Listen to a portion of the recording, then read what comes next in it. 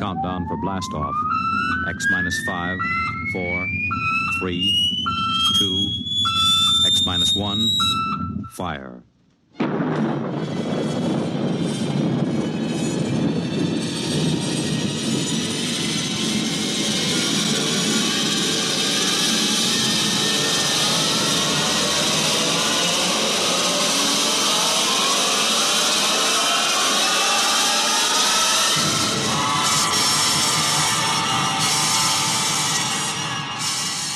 From the far horizons of the unknown come tales of new dimensions in time and space. These are stories of the future, adventures in which you'll live in a million, could be years, on 1,000 maybe worlds. The National Broadcasting Company, in cooperation with Galaxy Science Fiction Magazine, presents X minus 1.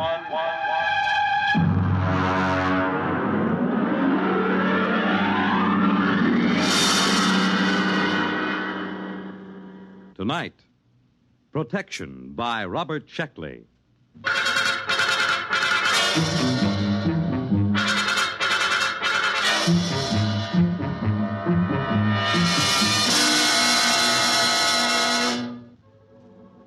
There will be an airplane crash in Burma next week, but it shouldn't affect me here in New York. And the Thiegs certainly can't harm me, not with all my closet doors closed. No, the big problem is Lesnarizing. I must not Lesnarize, absolutely not. As you can imagine, that hampers me. And to top it all, I think I'm catching a very nasty cold. The whole thing, including the cold, started on the evening of November 7th. I was walking down Broadway on my way to Baker's Cafeteria with Charlie Lester. He's in one of my physics classes, and we were both feeling pretty lightheaded. Boy, I've had tough exams in my day, but that was... You got a cold? No, I haven't got a cold. My eyes just water, my nose runs, and I sneeze because I'm essentially a masochist. Actually, it is psychosomatic. I hate my mother and my father. Of course I've got a cold. What do you think?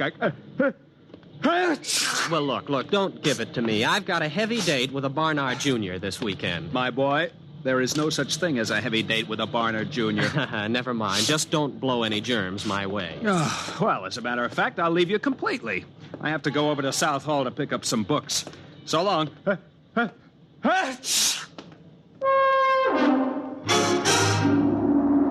At the moment Charlie left me, I had in my pocket 5 coins, 3 keys, and a book of matches.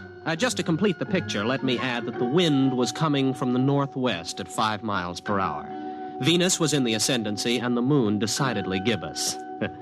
You can draw your own conclusions from this. I reached the corner of 114th Street and began to cross. The truck! Watch out for the truck! Watch out! Huh? What truck? Who? What? There's no truck on the street. What? Oh, well, thanks, friend. If you hadn't warned me, I'd... Hey, where are you? Who said that to me? Where are you? Can you still hear me? Well, sure I can. Where are you? There isn't anybody here. Where are you? Granish. Is that the referent? Refraction index. Creature of insubstantiality. The shadow knows. Did I pick the right one? What, you're invisible? That's it. I knew the concept was somewhere in you. Well, what are you? A Valadusian Dirg. A what? I am... would you mind opening your larynx a little wider, please? You see, I am using your sub-vocalizations to communicate. Now, breathe deeply. That's it. That's it. That's better. Well, let's see now.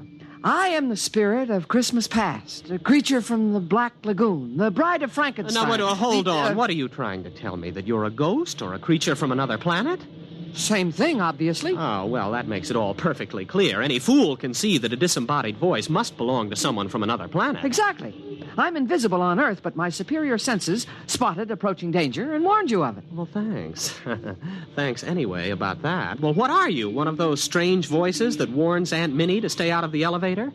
Which then crashes to the basement? Something like that. Well, goodbye. What's the matter? Well, not a thing, except that I seem to be standing in the middle of 114th Street talking to an invisible alien from the farthest reaches of outer space. I suppose only I can hear you. Well, naturally. Oh, great. Well, you know where this sort of thing will land me. The concept you are subvocalizing is not entirely clear. Now, look, please, go back to one of my childhood traumas where you came from and let me alone. Thanks for the warning about the truck. Good night. Where are you going? I am going to a saloon down the street, much frequented by Columbia students. Won't you talk with me? Look, please, will you cut it out? There are 2 girls watching me now. But you must talk to me. The real subvocal contact is very rare and astonishingly difficult. Sometimes I can get across a warning just before a dangerous moment, but then the connection fades. Well, you mean that is the explanation of premonitions of danger? That's right. Conditions might not be right for this kind of contact for another 100 years. Look, this is very interesting stuff for Professor Ryan at North Carolina, not for the physics department at Columbia. I have heard statistics about the overcrowding of mental hospitals, and I am not interested in contributing to that condition. Besides, there's a cop looking at me. I appreciate your social situation, but this contact with me is in your own best interest. I want to protect you from the myriad dangers of human existence. Get lost. Well, I can't force you. I'll just have to offer my services elsewhere. Goodbye, friend. Goodbye. Oh, just one last thing. Stay off subways tomorrow between noon and 1:15 p.m. Why? Someone will be killed at Columbus Circle, pushed in front of a train by shopping crowds. You, if you're there. Goodbye. No, what? Someone will be killed there tomorrow? Are you sure? Of course. It'll be in the newspapers? I should imagine so. And you know all sorts of stuff like that? I can perceive all the dangers that radiate toward you and extend into time. My one desire was to protect you from them. Oh. Well, look, will you wait till tomorrow evening? Those 2 girls are giggling now. You will let me be your protector? I'll tell you tomorrow after I read the late papers. The item was there, all right. I read it in my furnished room at 113th Street. Man pushed by the crowd, lost his balance, fell in front of an oncoming train. Well, this gave me a lot to think about while I waited for my invisible protector to show up. By the time he contacted me, I didn't know that I liked the whole idea. Don't you trust me? I just want to lead a normal life. If you lead any life at all. That truck last night? That was a freak. A once-in-a-lifetime hazard. It only takes once in a lifetime to die. There was the subway, too. No, well, that doesn't count. I hadn't planned on riding it today. But you had no reason not to ride it. That's the important thing. Just as you have no reason not to take a shower in the next hour. Why shouldn't I?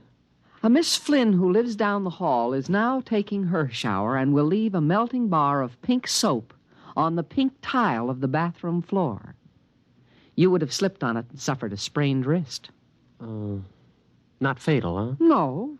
Hardly in the same class with, let us say, a heavy flower pot pushed from a rooftop by a certain unstable old gentleman. Well, when is that going to happen? I thought you weren't interested. I am very interested. When? Where? Will you let me continue to protect you? Well, now, just tell me one thing. What's in this for you? Satisfaction. For a Valadusian Derg, the greatest thrill possible is to help another creature evade danger. But isn't there something else you want out of this? Some trifle like my soul or rulership of the earth? Nothing. To accept payment for protection would ruin the emotional experience.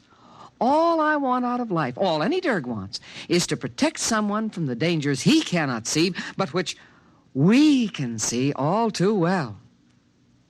We don't even expect gratitude. What about the flower pot? It'll be dropped at the corner of 10th Street and McAdams Boulevard at 10:30 tomorrow morning. 10th and McAdams. Where's that? In Jersey City. Well, now, I've never been to Jersey City in my life. Why warn me about that? I don't know where you will or won't go. I merely perceive dangers to you wherever they may occur. What should I do now? Anything you wish. Just lead your normal life.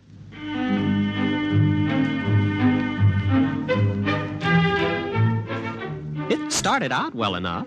I attended classes at Columbia, did homework, saw movies, went on dates, played table tennis and chess, all as before. At no time did I let on that I was under the protection of a Valadusian Derg. Even Charlie didn't notice it, though he had a pretty good excuse. Boy, are you lucky. I got stuck in that elevator for 4 hours. Say, how come you walked? I never saw you volunteer to walk 5 flights before. Oh, well, a little bird told me. Oh, boy, I wish I... I wish I had a little bird like that. Why don't you do something for that cold? Why should I? What's it ever done for me?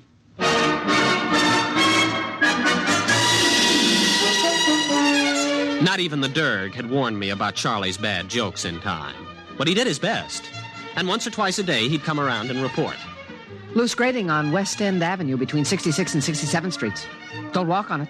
Of course, I wouldn't. Once I got used to it, it gave me quite a feeling of security.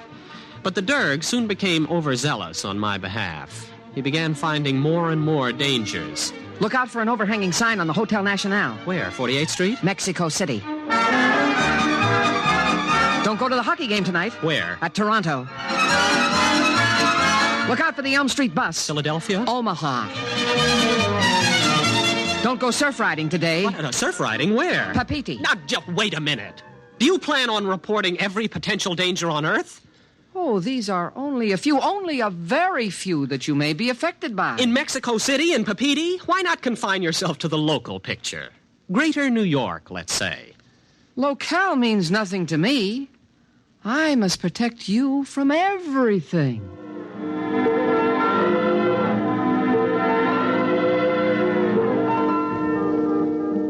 Well, it was rather touching in a way. And there was nothing I could do about it.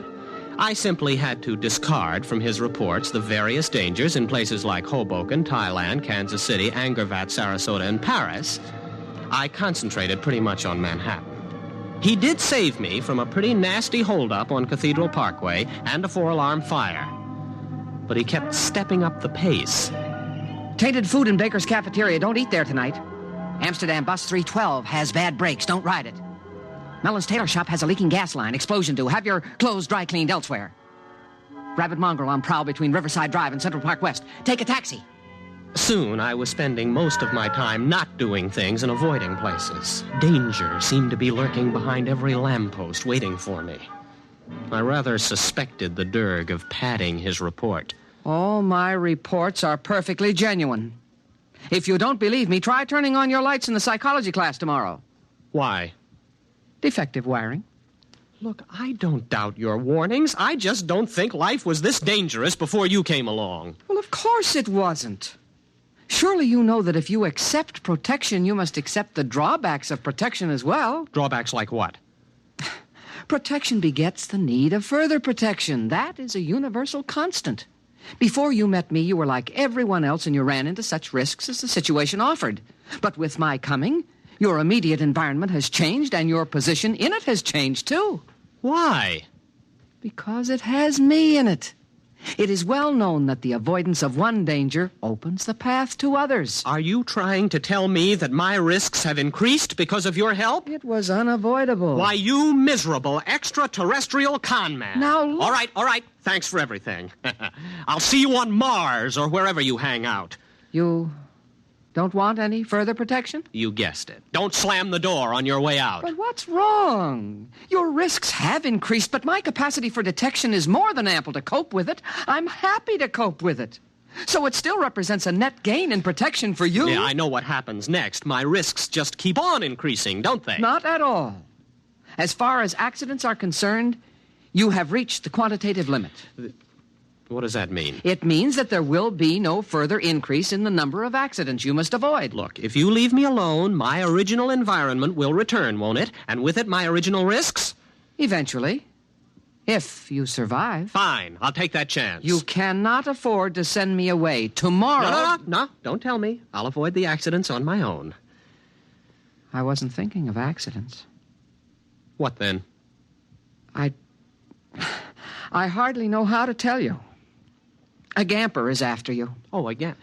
A what? Now, what kind of a gag is this? A gamper is a creature from my environment. I suppose he was attracted by your increased potentiality for avoiding risk due to my protection. Now, look, you can take your gamper. If he comes, try driving him off with mistletoe. Iron is often effective if bonded to copper. Will you get also. out of here? Are you sure? Beat it. Blow. Scram. Get out. Go on. All right. All right. Goodbye. Goodbye. Are you gone? Are you really gone? Good riddance. What's that? Dirk, is that you? Hey, your motor's running. Dirk? What is it? What is that? What is that? Oh, it's the Gamper. Dirk, get me out of this. Dirk! Dirk, get me out! Dirk, come back! Dirk! Did you call? Oh, the Gamper. Mistletoe, wave it at the Gamper. Where in blazes am I going to get mistletoe? Iron copper, then. Copper. Oh, I've got a paperweight on my desk. The chair leg is iron. Touch it with the copper. Quick!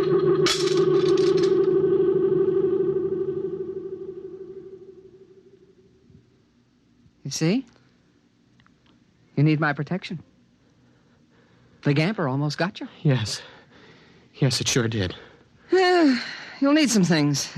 Wolfbane, amaranth, garlic, graveyard mold. But the Gamper is gone. Yes. However, the grailers remain, and you'll need safeguard against the leaps, the figs, and the melgarizer. I'll give you a list.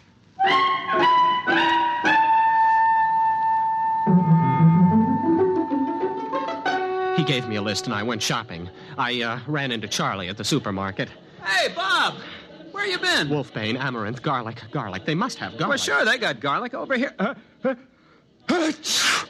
Oh. Well, I guess you know what I came in for. Tissues? What else? Yeah, well, now let me see. Graveyard mold. You think they'd have it here? Hey, boy, what's the matter with you? You look white as a ghost. I'm white as a Gamper, or a grailer, or a leap, or a fig. Well, what is that, jive talk? Please, Charlie, don't bother me. I'm busy. All right. Who has the nearest graveyard that would be moldy this time of year?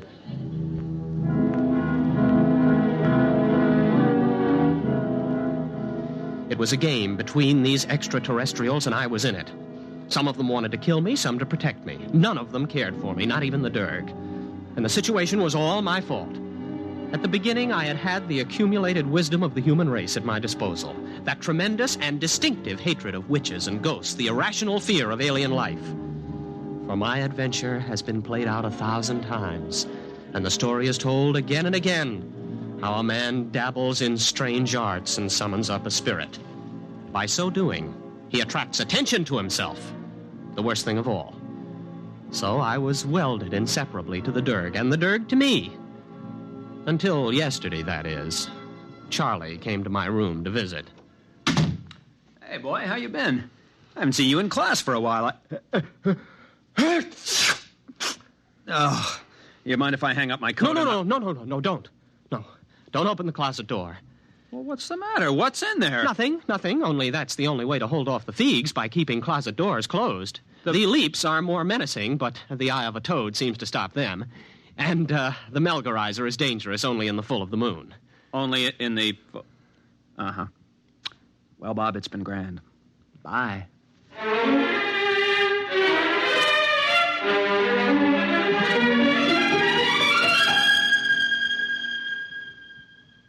You are in danger. What? Who? What again? What is it this time? It is the Thrang who pursues us.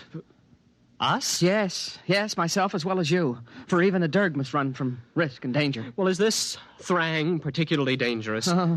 Very. Well, what do I do? Snakeskin over the door? A pentagon? Burn incense? Anything? None of these. The Thrang must be dealt with negatively by the avoidance of certain actions. All right. What shouldn't I do? You must not Lesnerize. I must... Lesnerize? What's that? Well, surely you know it's a simple, everyday human action. Well, I probably know it under a different name. Explain. Very well. To Lesnerize is to... What? It is here. The Thrang. The Thrang is here. Dirk, where are you? What should I do? This has me. What should I do? It has me. I'm going. The Thrang. Don't Lesnerize. Don't Lesnerize. Don't.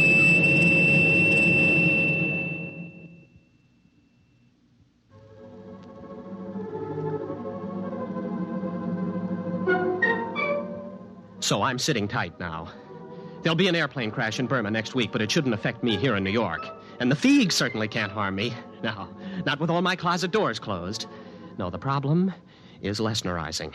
I must not Lesnerize, absolutely not. If I can keep from Lesnerizing, everything will pass and the chase will move elsewhere. It must. All I have to do is wait them out. Trouble is, I don't have any idea what Lesnerizing might be. A common human action, the Derg said. Well, at the moment, I'm avoiding as many actions as possible. I've caught up on some back sleep, and nothing's happened. So that's not Lesnerizing. I went out and bought food, cooked it, and ate it. That wasn't Lesnerizing. I'm telling you the story, and that isn't Lesnerizing. I'll get out of this yet. I will get out of it. I'm going to catch a nap now. I think I've caught Charlie's cold. I think I'm going to have to...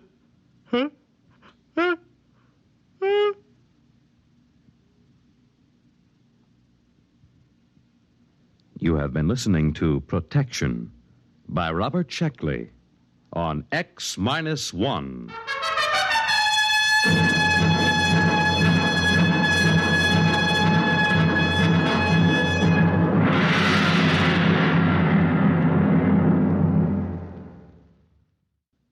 X-1 is presented by the National Broadcasting Company in cooperation with Galaxy Science Fiction Magazine, which this month features Survival Kit by Frederick Pohl. The story of Mooney, a smart but luckless man who had to scrounge while his friend Harse always made out well, just because he owned a survival kit. Galaxy Magazine on your newsstand today. Tonight, X-1 has brought you Protection, a story from the pages of Galaxy, written by Robert Sheckley and adapted for radio by Ernest Kenoy. Featured in our cast were William Redfield as Bob of the final and fatal sneeze, Elliot Reed as his breezy pal Charlie, and William Keane as the foreseeing Derg. Your announcer, Fred Collins. X-1 was directed by Kenneth McGregor and is an NBC Radio Network production.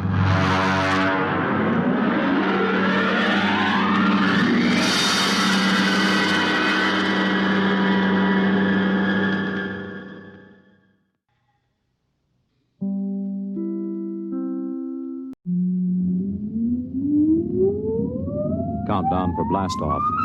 X-5, 4, 3, 2, X-1, fire.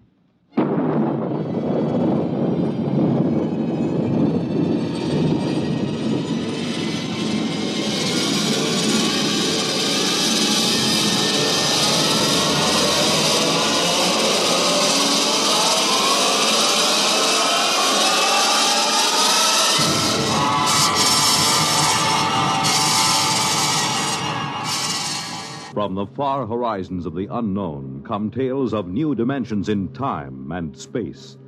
These are stories of the future, adventures in which you'll live in a million, could be years, on 1,000 maybe worlds. The National Broadcasting Company, in cooperation with Galaxy Science Fiction Magazine, presents X minus 1.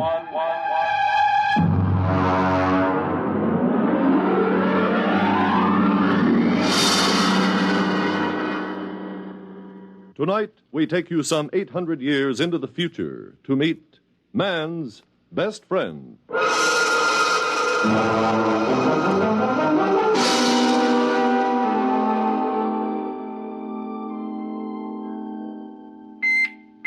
Well, what's the matter? Who's there? What? Oh, turn on the annunciator. All right, I'm coming. I'm coming. Well, stand in front of the screen. I can't see you. I am in front of the screen, Mr. Schnee. You haven't turned up the viewing control. Oh, yeah. Well, there you are. Do I know you? May I be the first to congratulate you, Mr. Schnee? You may indeed. What for? Oh, you haven't heard the news. Good, then I shall be the first. I imagine I got a head start on the others because of my superior facilities for locating you. Your address wasn't given. These pronouncements do tend to be a bit vague. It's a matter of tradition, I suppose. I haven't heard any news for days. I've been listening to my sound tapes and, and meditating. Now, wait a minute. I'll let you in. Oh, the auto bursar must have forgotten to pay the door bill. Have to open it manually. Just a minute. All right, you can come in now. Well, I suppose you don't know who I am. Well, you're wearing the uniform of an upper echelon salesman. I just wanted to warn you, nobody can force me to buy anything. I'm a free citizen. Oh, now, come, Mr. Schnee. I suppose the big news is I'm the lucky householder to whom the little gem room expander will first be offered. Oh, nothing of the sort. I'm not a common salesman. Oh, I'm sorry. I didn't notice your merchant prince badge. Come in, have a chair. No, not that one. It's my meditator. It's still running. Oh, thank you. Well? Mr. Schnee, our prognosticator has just given its fortnightly prognostication. You are going to be our new ruler. Congratulations. I'm sure you'll be a splendid one, too. But wait, what's to become of the old ruler? You're scheduled to dispose of him sometime this month. Now, Mr. Schnee, allow me to introduce myself. I am Biedrich Floria, Vice President of the Munitions and Container Corporation. Here I have our latest model in this case right here. There we are. Beautiful, isn't it? Mm-hmm. Now, if you will only agree to shoot Overlord Kip with a Floria Semper Fidelis gun, my corporation will be happy to place a substantial amount of credit at your disposal in any bank you choose. $6 billion, to be exact. Now, if you'll just sign here on the dotted line... Nonsense. Oh, come now, Mr. Schnee. Even a ruler can use money. Bribery for government officials, bread and circuses for the people. Oh, money's a very useful commodity, Mr. Schnee. Shall we say, $7 billion? I don't doubt that money is useful, but when I said nonsense, I meant the prognosticator. Mr. Schnee? The whole thing is a lot of, well, nonsense. A whole planet of supposedly intelligent people listening to what's really more an oracle. A machine can't read the future. It's impossible. Oh, dear, Mr. Schnee, that's sacrilege. You can't talk, confound it, sir. You can't talk that way about the machine. Listen, after all, let's look at this reasonably. Machines can and do answer all the problems of our daily life. So why shouldn't a superior machine be able to tell the future? If you ask me, behind the wires and gimmicks and whatnots of the machine, there's a secret room in which a half-mad, half-intoxicated old priestess sits delivering her Delphic pronouncements. Might as well have an above-board oracle and be done with it. Now, Mr. Schnee, even our ruler shouldn't flout the authority of machinery. Of course, it's all right when you're alone with friends like me, but in public you shouldn't. Mr. Schnee, I'm from the Daily Disseminator. How does it feel to be ruler prognosticate? Perhaps you tell us in your own words. Oh, that's what I get for leaving the Annunciator on. There's your communitive. All right. I'll answer it. Hello. Mr. Schnee? Yeah. I'm Overlord Kip. I understand you are the young man who was destined to dispose of me and take my place. Well, honestly, Your Honorship, I haven't the slightest You'll intention... make it swift and painless, won't you? Suppose you come around to the palace around 1 o'clock or so. We can have a bite of lunch and discuss the matter together. After all, I think you'll agree that I have been a reasonably good ruler, so I have the right to die with dignity. Oh, absolutely. No question of that. I think it's a very good idea having a chat about it first. It is awkward to dispose of someone you haven't met previously. Thank you, Mr. Schnee. I hope you'll find your successor as cooperative as yourself. I wonder whether he wants me to make an appointment so he'll have a band of counter-assassins ready to kill me. You know, that would save him the expense of a standby guard. He's pretty tight, you know. He wouldn't dream of doing anything of the sort. Overlord Kip knows what's due his position. He has a sense of duty and responsibility, which, unfortunately, seems to be lacking in his successor, if you'll excuse me speaking frankly. I am, of course, considerably older than you, and so I feel... It's quite all right. You may speak freely. Furthermore, if he had you killed, the people would probably give him a painful and lingering death for attempting to interfere with the course of destiny. Oh, by the way, speaking of the people, the Polo will probably be around to hail their new leader soon. You really should work up a few well-chosen words. Well, I'm not going to do it. They can't make me kill him and take over, and that is flat. I am not the administrative type. I never have been. Well, in that case, the people will probably kill you for attempting to interfere with fate. Have a cigar? But I wouldn't have done anything. There are sins of omission as well as commission. Come now, it's true. A ruler's life expectancy isn't very long. At least it hasn't been the last few reigns, but it's longer than yours will be if you refuse to fulfill your destiny. I wouldn't make a fit ruler. Consider my origins. I wouldn't tell this to anyone but you. I'm illegitimate. I don't even know who my father is. It's a wise child who knows his own father. And some of the most celebrated leaders in history have been illegitimate. Look at William the Conqueror, Alexander Hamilton. I don't think that's too much of a recommendation. You see, almost anyone can be a leader. The important thing is that he be destined for leadership. But I'm no good at it. Everybody says so. I've never done a thing in my life. My aged mother has had to work to support me. Well, it's time enough that you stood on your own 2 feet, my boy. Remember, destiny must take its course. Oh, excuse me, I'm due on radio monitor in a few seconds. If you don't mind, I'll broadcast from here. I'll just check my equipment here. Fine. Now, here we go. My friends, allow me to introduce to you your new ruler, Gervais Schnee. He is planning to assassinate Overlord Kip with a Floria Semper Fidelis gun. Floria Semper Fidelis guns retail from credit 2.98 for the peasant's pistol, all up to credit 1089.98 for the super deluxe conspirator's model. But each is the best attainable for the price. Mr. Schnee will, of course, use the super deluxe model. And now I give you Mr. Schnee. Right into here? Oh, anywhere. It's non-directional. Thank you for your confidence and support. I only hope I prove worthy of it. That's all. Thank you, ruler prognosticate Gervais Schnee.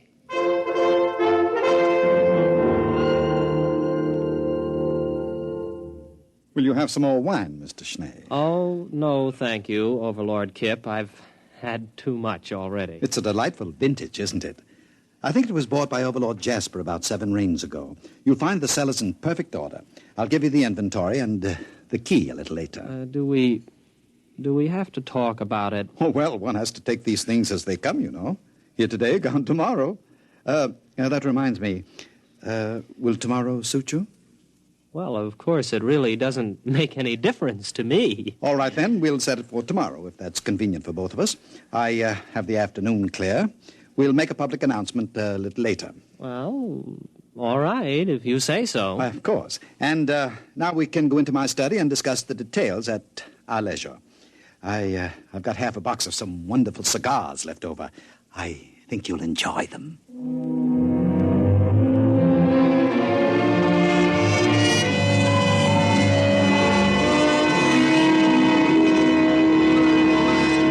Oh, Mr. Schnee. Mr. Schnee, you aren't ready yet. Well, I can't button the top button of this uniform. Oh, isn't it handsome? Black and silver, the traditional assassin's uniform. It was made for me without charge by Hansen and Kruster, the tailors. Yes, of course. It's the curse these days, you know, the over-commercialization of important public functions. Oh, wait a minute, I have your pistol ready here. I bet you're excited. Couldn't sleep last night, eh? No, well, yes, I did toss a bit. Well, I see you're getting telegrams. Isn't that nice? Had your breakfast? Oh, well, I don't think I'm exactly in the mood for eating. Oh, you should, you know. A good breakfast makes good aim. Well, I really couldn't eat a thing. Well, you'll have a fine lunch after it's all over. I saw your black and silver limousine at the door. What? I don't have a black and silver limousine. You do now. Oh, yes. You know, there's going to be a brass band along. There'll be crowds cheering. Oh, it's such a lovely morning. You've hired 2 removers, I trust. Removers. Yes, I think so. Good. Oh, what pageantry. The black and silver limousine, yourself in your lovely uniform, the black cloak and hood of the body removers sitting beside the chauffeurs, silent. The band playing the funeral march as you move down the boulevard. Crowds cheering, little children let out of school presenting you with flowers and television cameras. Oh, what a sight, what a sight. Well, now it's about 10:30. Shall we be off?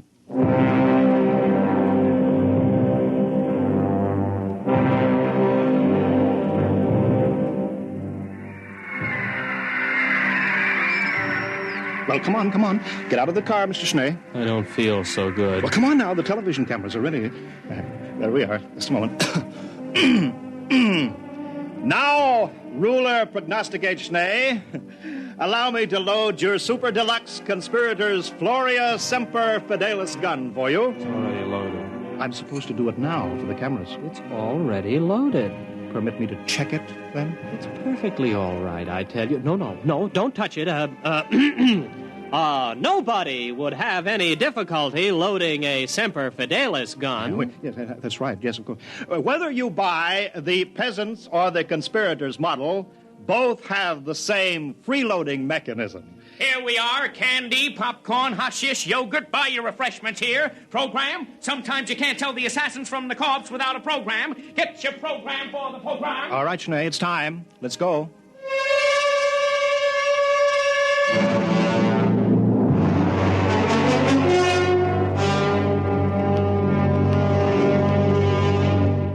Well, here we are again, eh? Overlord Kip, I am officially here. Now, just a minute, old man. I have my speech, you know. Your speech? Oh, I'm sorry, really. Well, that's all right. Ladies and gentlemen, before the conclusion of this ceremony, I wish to remind you of a few important facts concerning my reign, which comes to an end in just a few minutes. I call your attention to the budget of 2786. 83 billion credits against an outgo of 72 billion. Not to mention the dam across the Volga River, which was constructed 3 months short of the proposed 5-year date at a cost of 73 billion. I thank you.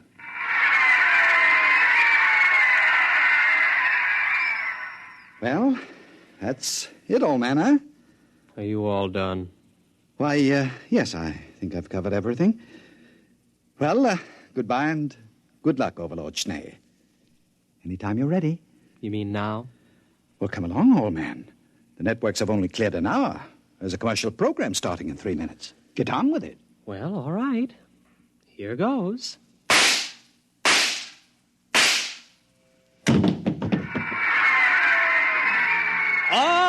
All right. Everyone will now please leave while the removers take over. But the television, the cameras, it's part of the ceremony. Why can't they televise the removal? Everybody leave immediately!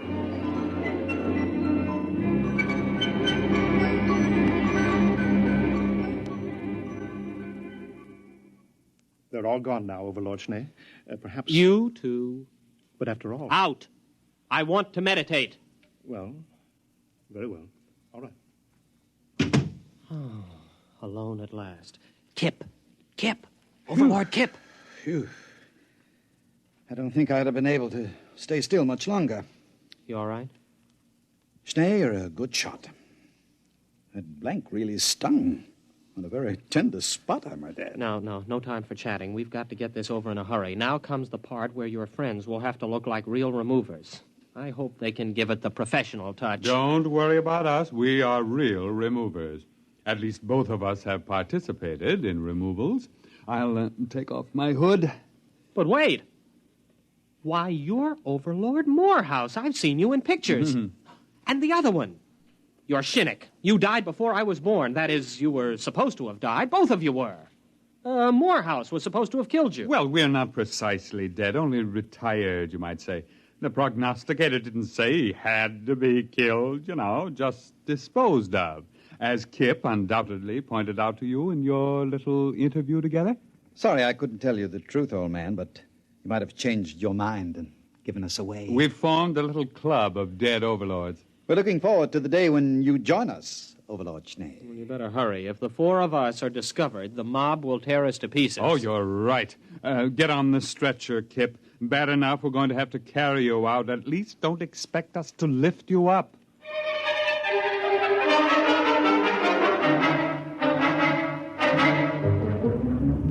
Floria? Yes, Your Honorship? The prognosticator is right here in the palace, isn't it? Yes, Your Honorship. Lead me to it immediately.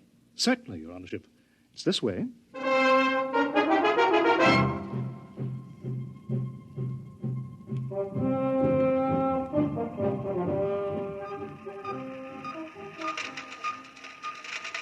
Here you are, Your Honorship.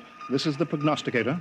20 stories high, 100 meters wide, the center of our entire civilization. Leave me.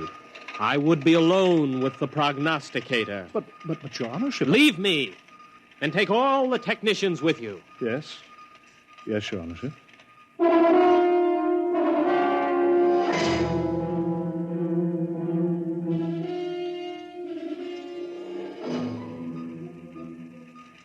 You're all alone now, Your Honorship? You too. Leave me. Well, yes. Yes, sir. Yes, Your Honorship. Your wishes are my command. Well.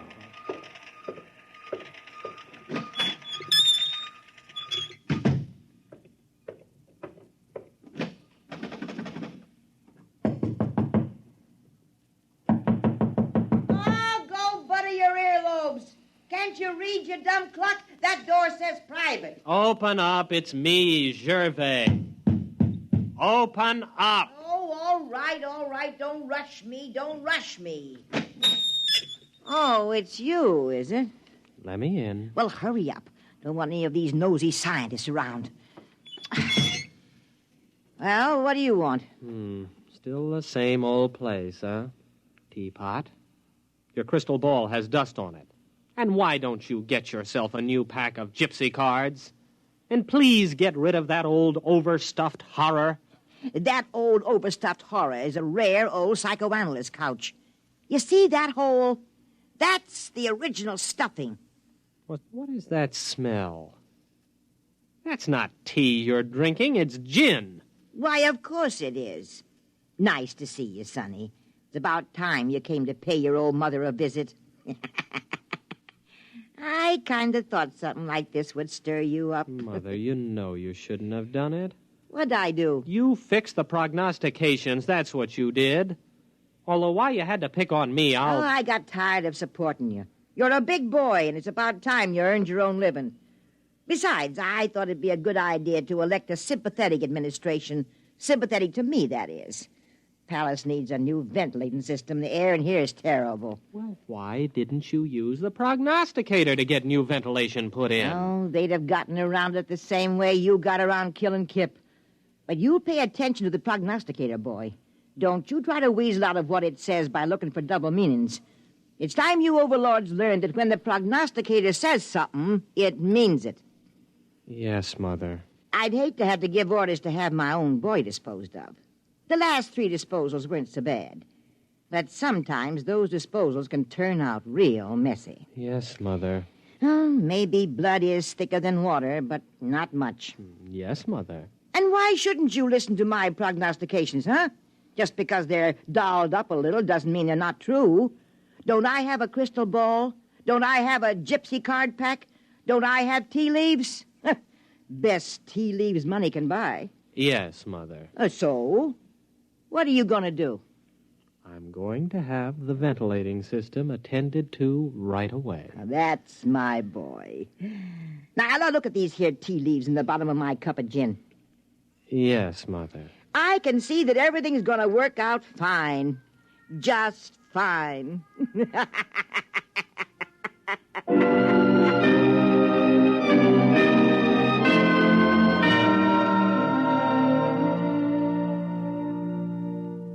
You have just heard X-1, presented by the National Broadcasting Company in cooperation with Galaxy Science Fiction Magazine, which this month features The Hardest Bargain by Evelyn Smith.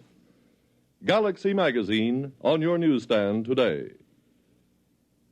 Tonight, X-1 has brought you Man's Best Friend, a story from the pages of Galaxy, written by Evelyn Smith and adapted for radio by Ernest Kanoy. Featured in the cast were William Redfield as Schnee, Wendell Holmes as Floria, Santos Ortega as Kip, and Leona Powers as Mother, with Raymond Edward Johnson and Bob Hastings. Your announcer, Radcliffe Hall. With this broadcast, X-1 concludes its present series. The show will return to the air on Thursday, June 20th. Check your local radio listings for the new date and time. That's Thursday, June 20th. X-1 was directed by Daniel Sutter and is an NBC Radio Network production.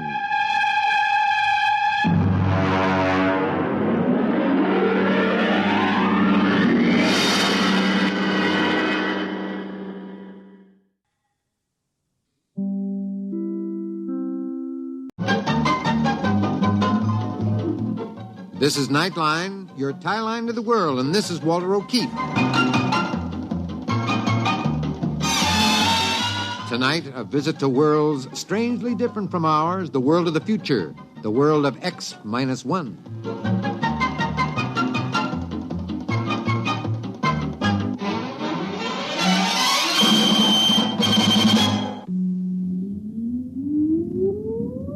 Countdown for blastoff. X minus 5, 4, 3, 2, X minus 1, fire.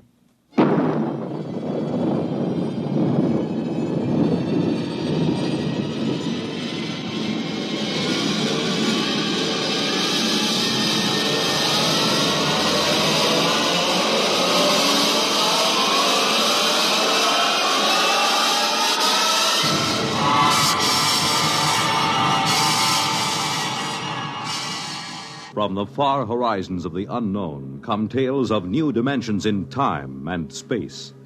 These are stories of the future, adventures in which you'll live in a million, could be years, on 1,000 maybe worlds. The National Broadcasting Company, in cooperation with Galaxy Science Fiction Magazine, presents X minus 1.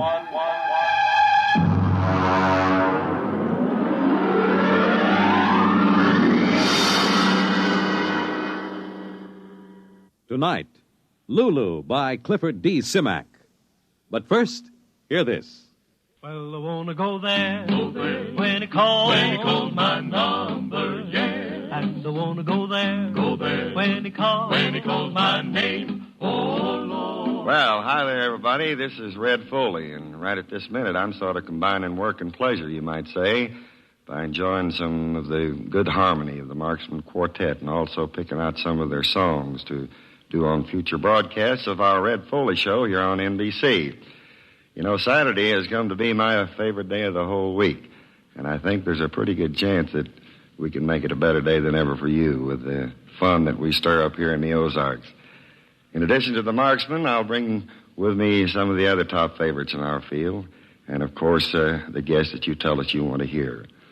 So let us be a regular part of your Saturday schedule. Won't you do that, please?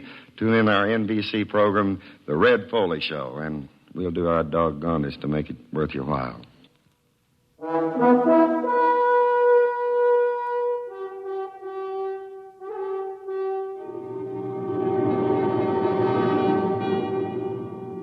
Now, X minus 1, and tonight's story, Lulu.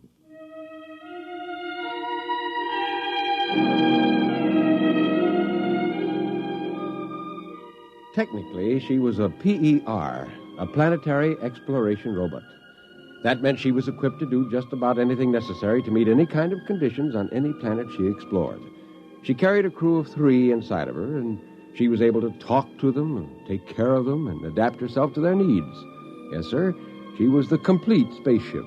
Robot, mother, base of operations, and companion all rolled into one. Her communicators and memory banks were stuffed with every conceivable kind of information. And we called her Lulu. That was our biggest mistake.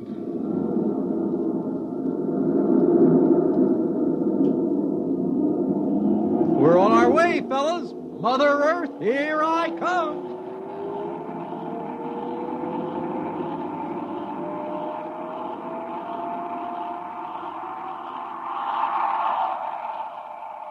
Was the takeoff satisfactory, boys? A thing of beauty, Lulu. The captain's compliments. Thank you, boys. No matter how long I live, I'll never get used to a ship talking to me. Oh, you lack a poetic soul, Gus. Now, me, I catch the full wonder of the situation. Personally, I'm hungry. What would you boys like the kitchen to fix for supper? I'll have a nice, juicy steak. Gus? Something light, Lulu. Maybe a couple of eggs. And you, Jimmy? Whatever you want to fix. Surprise me. Very well. I'll relay the information to the kitchen robot.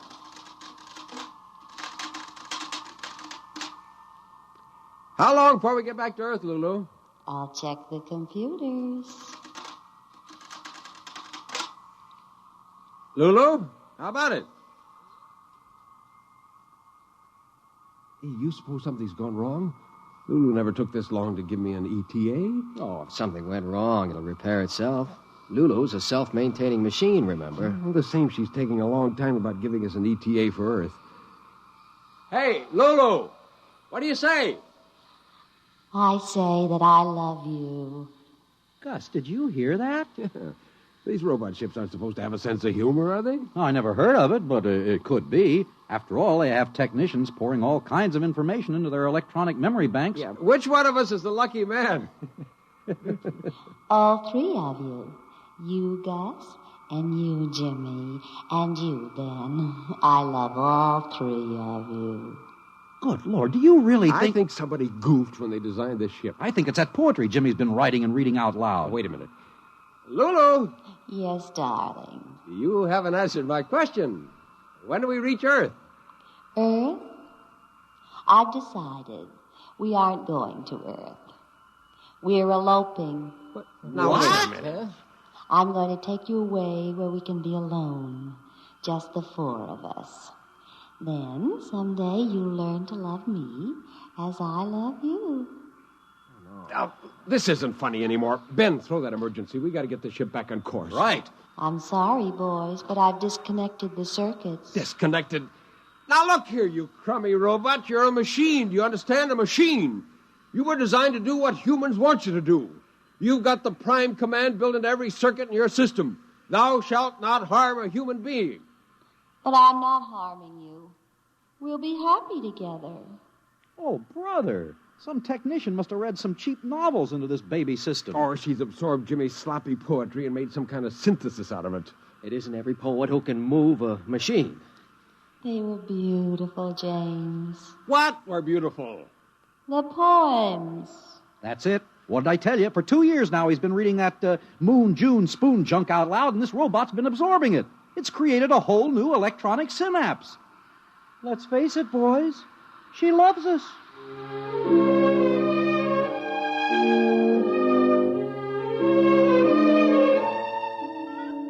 So that was it.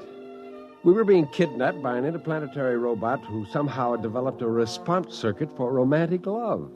Not just the practical kind of love, oh no, but the kind that exists in cheap novels and romantic mags and the maudlin poetry of one James Carter, amateur lyricist. We went to sleep that night, hoping by morning Lulu would come to her senses. Darling. Mm-hmm. Time to wake up, darling. Holy mackerel. Hey, fellas, she's still at it. Yeah, I know. I was whispered awake, too. Hey, fellas. Come close. I don't want the receptors to pick this up. Yeah? Lulu's a machine, right? Yeah. A machine likes order, usefulness. Whoever heard of a machine that did nothing? So that's it. We're slobs. Get it? Worthless, useless slobs. We do nothing but bum around the ship. After a while, Lulu gets fed up with us just hanging around the ship. She wants to get rid of us. She takes us back to Earth. It's worth a try. I'm for it, but what do we do first? I don't know about you fellas, but I'm getting drunk.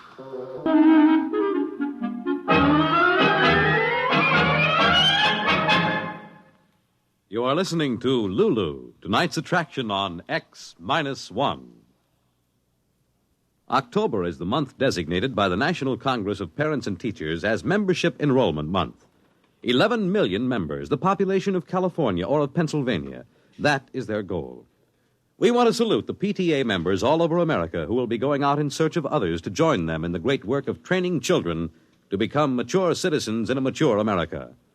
You need not be a parent or a teacher to belong to your PTA. All you need is an interest in children. For more than 60 years, that kind of interest has provided the spark that has helped the PTA achieve many of its social and educational goals. Establishment of kindergartens, effective child care, labor laws, broader educational opportunities. These are some of the achievement the PTA can claim. You can become part of this great movement just by saying yes to the neighbor who calls on you this month and invites you to join your PTA.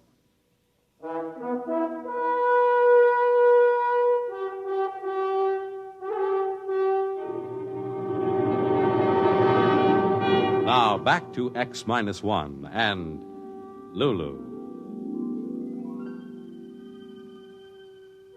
So that's what we did. We became slobs. We stopped playing cards, we stopped reading, we just sat and moped.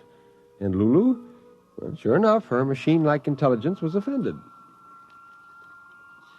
Gus. Yeah? Want to smoke? No. Ben? Yeah, Gus. Nah, doesn't matter. What's wrong with you boys? You haven't done a thing for days now. Jimmy, you've stopped writing poetry. What's the use? Don't you want to create? To be romantic? Well, don't you? I couldn't care less. I'd hate to think that I bored you. All right. If you want to mope and sulk, go ahead. I'm still a young spaceship, you know, and I've discovered what it means to be in love.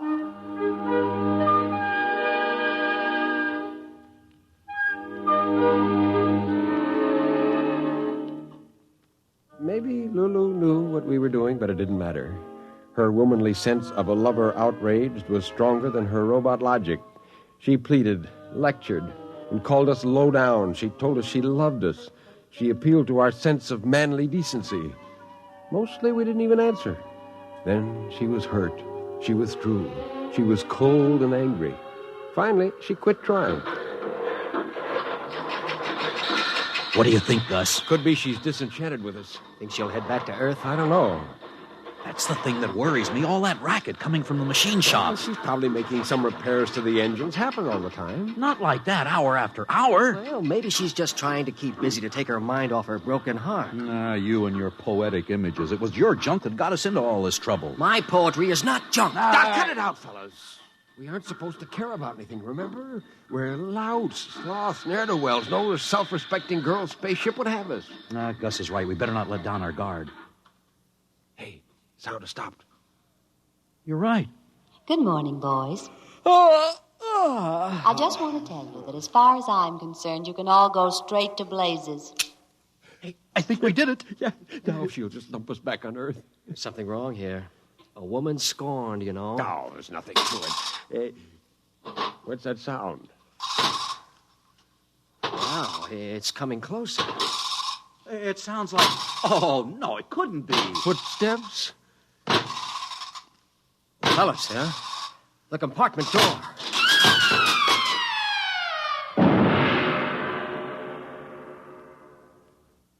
Holy mackerel. A robot. What a monster. He must weigh 5 tons. I don't understand how. I do. She made him. Lulu? Who else? That's what that racket was in the machine shop. Look out. He's coming in. Order him to stop. Maybe he's got a human response vector. Stop! Hold it! He's still moving. Boys, meet Elmer. Elmer? Are these the human pipsqueaks you used to be infatuated with before you made me, sweetheart? Ridiculous, aren't they, darling? Ha ha ha ha. Out of the way, Buster. Hey, this baby plays rough. Hey, Lulu, what's the big idea? The big idea, boys, is that now I've got myself a real man. One who loves me without reservation, blindly, madly, and eternally. Right, Elmer? You said it, kiddo. Me for you and you for me from here to eternity. I am yours and you are mine, and I cannot live without you. You're my everything. How much do I love you? Let me total up the ways. Be mine, I'm yours. Hark, what soft light yonder shines. Your beauty is like the rose. It's love, love, love, love, love, love, love. This boy has slipped a ratchet. He's reading back all the canned junk somebody poured into Lulu's memory tapes. There, isn't he romantic? Oh, he's a doll. And most important of all, he loves me. Hey, yeah, any fool can see that, Lulu. Now, look, how about taking us all back to Earth, huh? 5's a crowd, you know. And you and Elmer will want to be together alone, huh? Alas, I wish it could be so, boys, but there isn't a chance. Why not, Lulu? He's a machine, you're a machine. You could make beautiful static together. I mean about taking you back to Earth. If I do that, they'll just dismantle us for disobeying our masters. No, boys, I'm afraid I'll have to head out to some other galaxy and dump you on an asteroid. Did you hear that? She's gone nuts. Do not talk about the woman I love like that. Now, take it easy, Elmer. Don't overheat your filaments. Come up to my control center where we can be alone, Elmer. Anything you say, lover. See you later, boys. Careful you don't overload her condensers, Junior. One other remark like that, and I will smash you, big boy.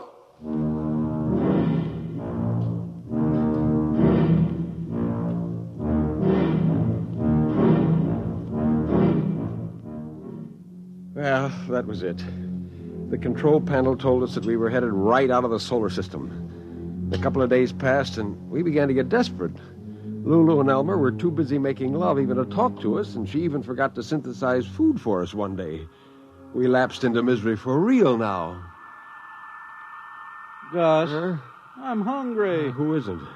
This ship's gone completely haywire. Well, what do you expect? She's up in the control center necking with that mechanical gigolo she built. Hey, Gus, there can't be any real pleasure in it, can there? Remember, she's a machine.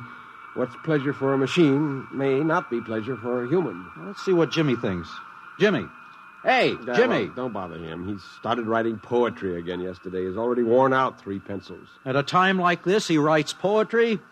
Hey, Lulu! Lulu, how about some chow? Shut up, boys. You're breaking the spell.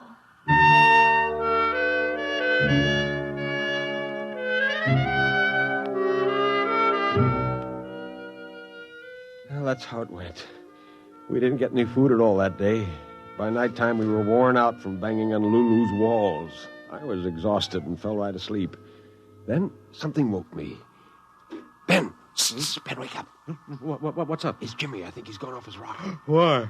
He's up in the forward compartment. He's opened the radiation shield so the moonlight and the stars can come in, and he's standing there alone. Come on, we better get him. The strain was probably too much. Yeah. Quiet now. We don't want to startle him. Wanderer of the far ways between the two faces of eternity she was. True forever to the race that forged. He's reading poetry. To himself? To himself, or...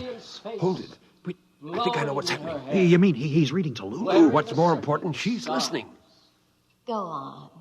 Don't stop. It's too beautiful. Wanderer of the far ways. He'll ruin us. Between the two faces of eternity she was. Uh-oh. True forever. Here comes Junior, and he sounds mad. And with the winds of alien space blowing in her hair, wearing a circlet. Shut up. What are you trying to do, big boy, reading that stuff to my girl? Now, Elmer, take it easy, boy. Let me have that poem. I will show you what combustion is. No, sir. You can destroy me, but not this poem. This is my work of art. My love song to Lulu. Give me it. Jimmy! Let him have it. He'll kill you. Hey, he's going to strike, Jim. Jim, look out!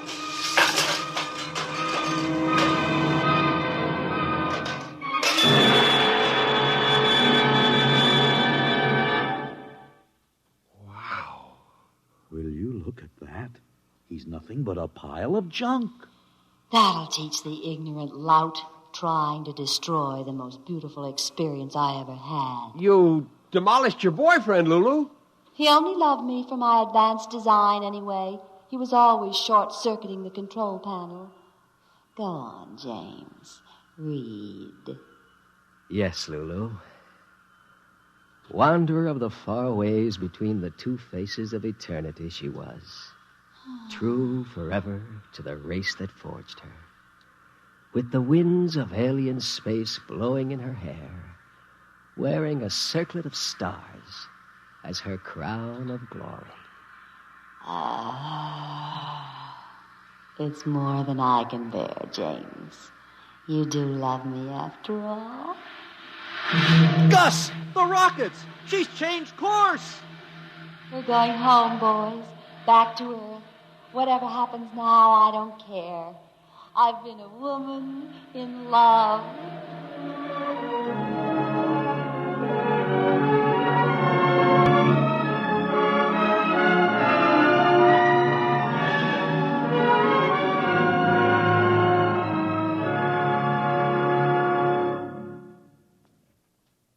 Fred Collins again. I'll have another word about tonight's story on X-1 in a moment.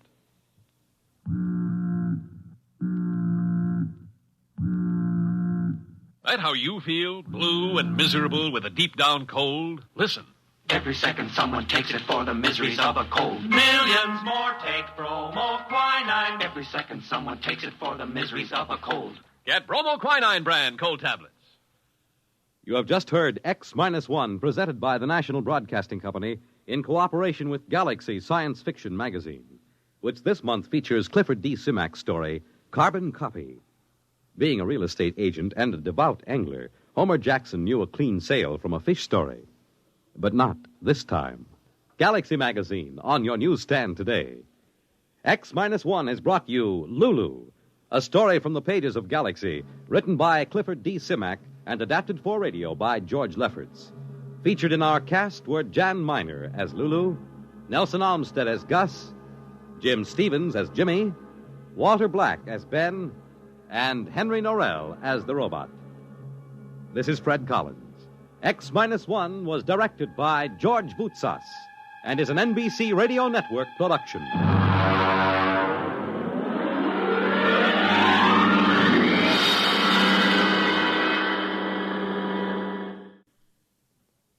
Country music at its best with Red Foley and famous guests on The Red Foley Show, premiering Saturday over most of these NBC radio stations.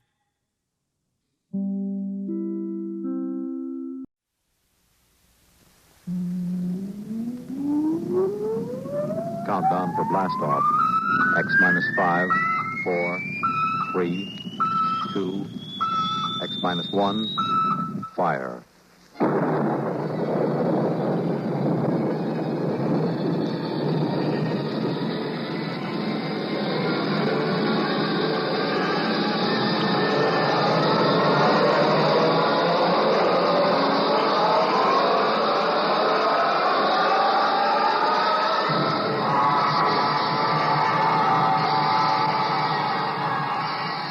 From the far horizons of the unknown come tales of new dimensions in time and space. These are stories of a future, adventures in which you'll live in a million, could be years, on 1,000 maybe worlds. The National Broadcasting Company presents X minus 1.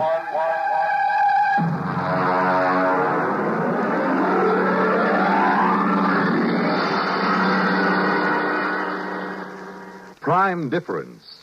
But first, hear this. This is Bill Goodwin. You know, someone once said humor is the true democracy. And that's why we Americans can smile when we tell the stories of the legendary heroes who helped to build our country's great institutions and industries, like transcontinental transportation.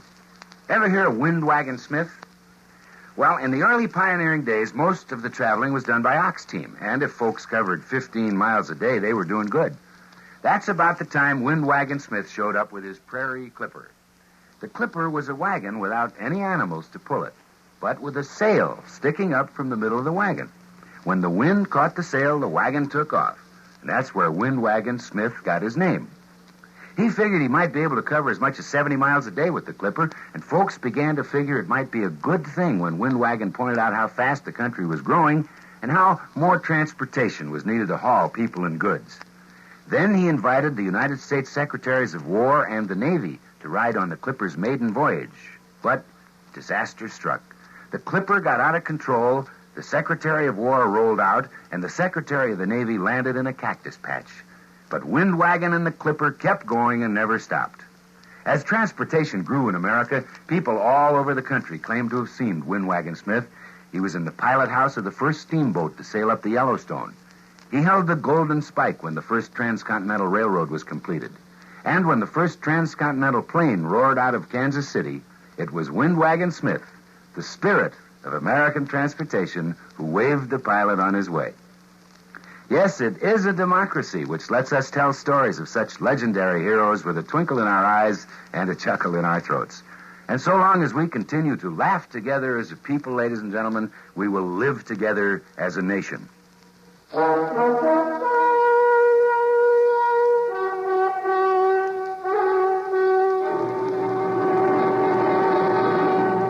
Now, X-1 and Prime Difference.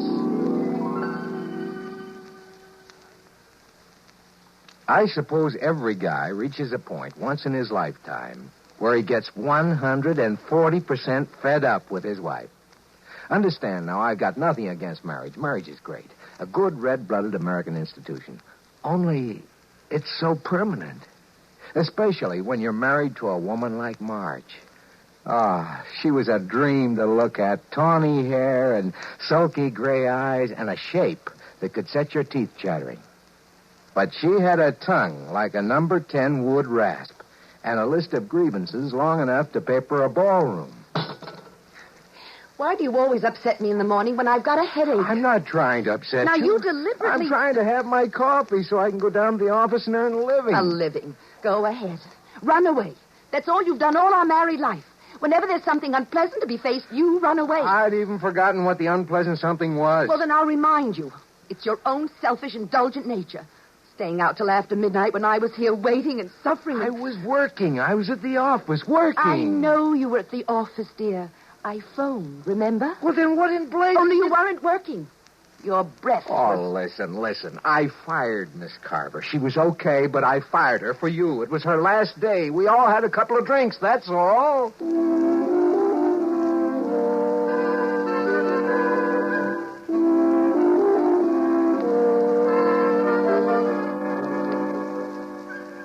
Maybe we just weren't meant for each other. I don't know.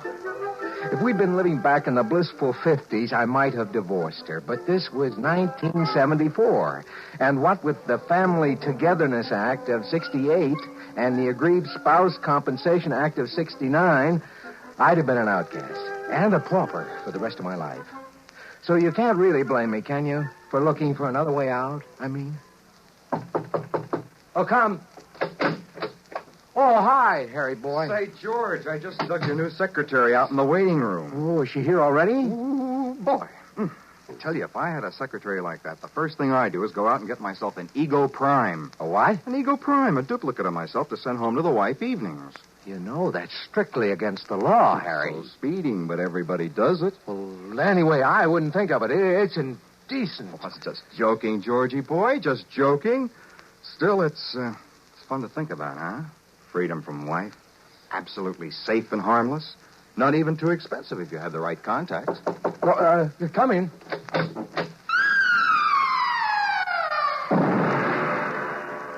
Mr. Faircloth? Yes. I'm Jerry Lamont, your new secretary. What did I tell you, Georgie boy? Harry, if you don't mind, I'd like to get right down to work with Miss Lamont. Excuse us. Why huh? not? Don't forget what we were talking about, huh, Georgie? I happen to know a fellow with just the right contacts for that deal. Yeah, sure. So long, Harry. So long. Bye, Miss Lamont. Bye. Well, glad to have you aboard, Miss Lamont. Oh, Miss Lamont is so formal. Mr. Blickendorf called me Jerry when I worked for him. Oh, Hank Blickendorf? Mm-hmm. Oh, you must be the girl he, You must have accompanied him on his business trip to Rio. Yes. Well, he spoke very highly of you. Ah. I'm sure we'll get along just fine. Well, I feel the same way. I prefer working for a younger man than Mr. Blickendorf, anyway. When I came home to dinner that night, Marge was waiting with a full barrage. She let me get my first bite of dinner halfway to my mouth and then opened up. Well, I hear you got a new secretary today. Yeah. I also hear she's 5'8" and tapes out at 38, 25, 36, and likes men. That's quite a spy system you've got there. She isn't much of a secretary either. She's a perfectly good secretary. Well, that isn't what Molly Blickendorf said. I don't care what Molly Blickendorf said. Now, where are you going? I have to make a business call. I forgot. Well, I suppose it would be too much to expect you to do your work at the office with that Miss...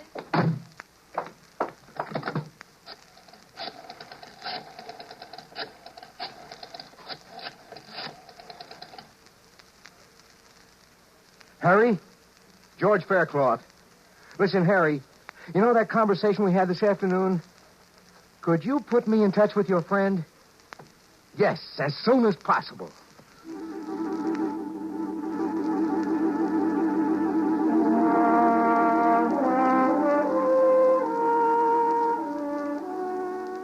The following evening, I found myself at the door of a dingy office in an ancient warehouse up near 14th Street. A little rodent of a man answered. Yes, brother? I'm George Faircloth. Harry sent me. Oh, yes. Step inside, brother. I've been told you can supply me with... Yes, brother. It might be possible. We get quite a few busy executives who are in a hurry. Can't be bothered with licensing a utility prime. Mister, if I wanted an ordinary utility prime, I wouldn't have hiked up here. I'd have picked up the phone and ordered it. I want a super deluxe Ego Prime with all the circuits open. In short, a carbon copy of me, George Faircloth. Well, just step back here, brother. Fine. These domestic situations can be awkward. You understand, if the feds find out about this, you're in as much trouble as we are. I'm more worried about my wife finding out. Ease your mind, brother. We've never had one yet. Except for that little shut-off control in the hair behind the ear, these Ego Primes are identical with living humans. Now, if you'll just step back into the lab and take your clothes off, we'll start.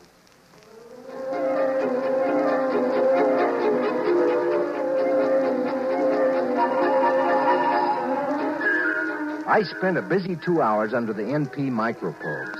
The artists worked outside, taking casts and impressions, while the technicians worked inside, feeding all my brain patterns into a Hunyadi pantograph. I came out of it pretty woozy, but a shot of Happy O fixed that.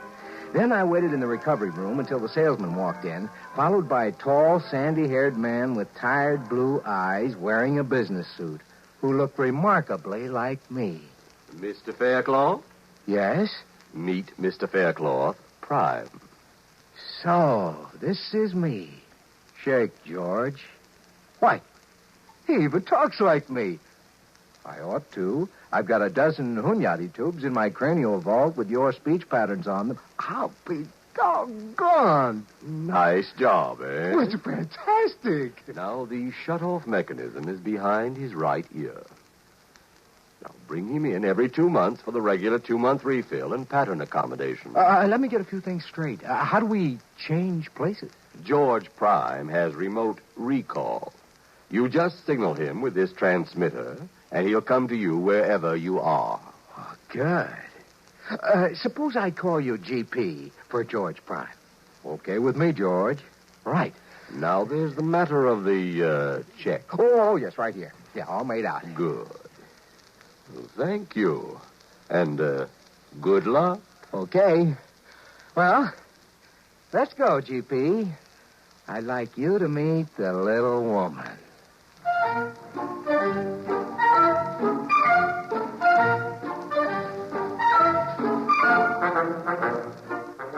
Half an hour later, George Prime put my pipe in his mouth and walked into the house. I stayed out in my workshop in the garage and listened. 5 minutes later, they were fighting. It sounded so familiar, I laughed out loud. Then I caught a cab and headed uptown toward Jerry's place. We had quite an evening, and I rolled in just as George Prime was starting the car, business suit and briefcase, ready for work. I slipped into the garage. Hey, hold it. Oh, you're back. How'd it go, huh? Whew. Boy, you didn't tell me you were married to a female Bengal tiger. Well, she didn't suspect it, she? Oh, of course not. Well, what'd you do? Well, fought till about 1 a.m., then went to our respective corners and sulked. You think you can handle it? Listen, she's really a sweet girl underneath. Now, I'll be so attentive and sweet, she'll soften up. You wait and see. Well, don't overdo it. She is my wife, you know. Naturally. Now, you're sure you understand the recall signal? Perfectly. When you buzz the recall, I wait for the first logical opportunity to join you, and then you take over. Right. Now, climb into the trunk here, and I'll shut you off and lock you in. Righto. Well, I'll see you tonight, old man. I'll see you tonight, George.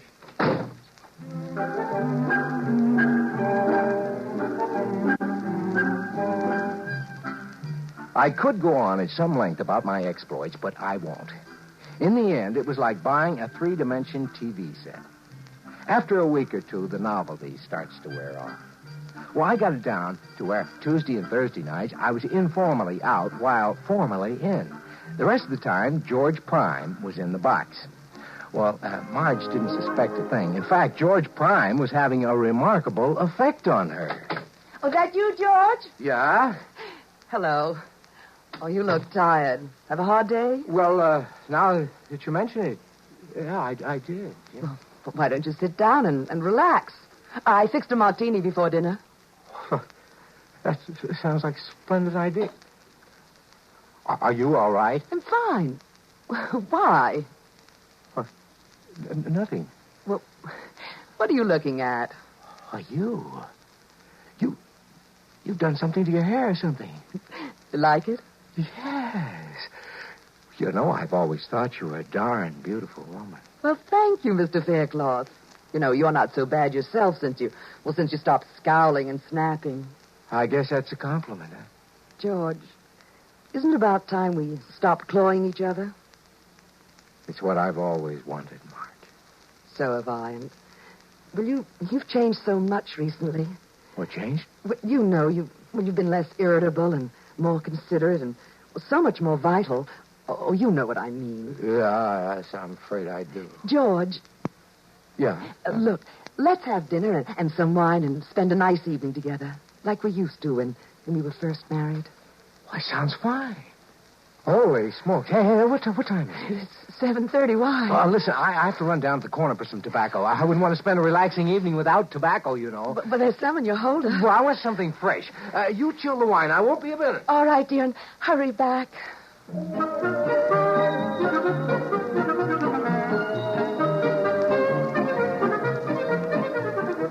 I'd forgotten all about my date with Jerry. Actually, I didn't want to keep it. The idea of spending a quiet evening with Marge was really appealing for a change. But I had to run over and explain to Jerry, so I sent George Prime in to keep Marge company till I got back, which was about midnight. As I walked down the path, I looked in the window. George Prime was there, and he was kissing my wife the way I hadn't kissed her in years, and she wasn't exactly fighting him off either. I almost wore off my thumb on that recall button before he came out to the garage. Are you there, George? It's me, G.P. Well, it's about time. I'm sorry, old man. Sorry. Look, I saw what was going on in there. Well, you know, old bean, I am a super deluxe model. I should say you are. First thing tomorrow, big boy, I'm taking you in to have your circuits rewired. Look, aren't you being a little overly jealous? No, I mean for a man who wanted to get rid of his wife. I never said that. Well, I could never understand it personally. Listen. She's the one who's going to be suspicious if I don't get back there.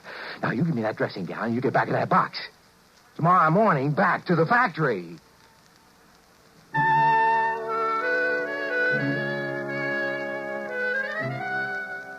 Marge was waiting for me. And one of those flimsy things that I'd given her when we were first married. I must say she looked so charming and lovely that my heart just melted. And still I was overwhelmed with a sense of guilt, and I wanted to tell her what I'd done. You finally got back. I thought you'd never get here. Oh, my, you look ravishing. That's the idea. Marge, listen, I've got to tell you something, and before I do, I want you to know that in spite of the cad I've been, I do love you. I always have. I know that. And you don't have to tell me anything. Oh, this is important. And it'll shock you. In fact, you may never speak to me. I know what you're going to tell me. You mean? About George Prime. Great Scott, you knew. Well, of course, George. Now, you don't think I could be fooled by something out of the lab, do you? You've known all along? All along. Oh, Marge. Then tomorrow morning, we'll send that stuffed dummy back to the factory. And then we'll live the way we've always wanted. Oh, yes, dearest. The way we've always wanted. I just don't know where to begin. Then why not begin by just kissing me? I kissed her tenderly, and her lips were softer and more responsive than I've ever known them. Yes, she'd certainly changed. I turned out the lamp. I ran my fingers through her fragrant, tawny hair. My thumb stopped at a little depression behind her ear. And then suddenly, I knew what had happened. It was a turn-off switch, of course. And I, George Faircloth, was now married to Marge Prime.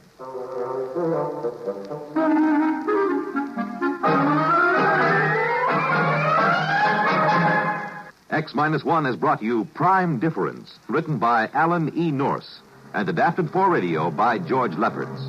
Featured in our cast were Lawson Zerbe as George and George Prime, Anne Loring as Marge, Evelyn Jester as Jerry, Merrill Joels as the salesman, and John Thomas as Harry. This is Fred Collins. X-1 was directed by George Voutsas and is an NBC Radio Network production.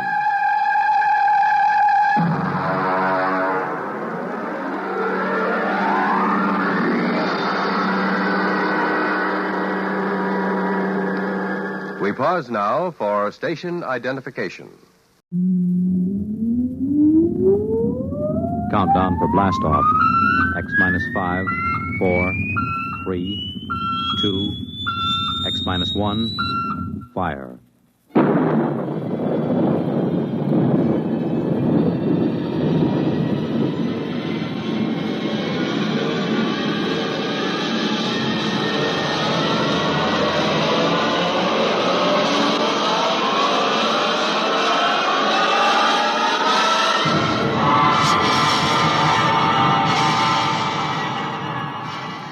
From the far horizons of the unknown come tales of new dimensions in time and space.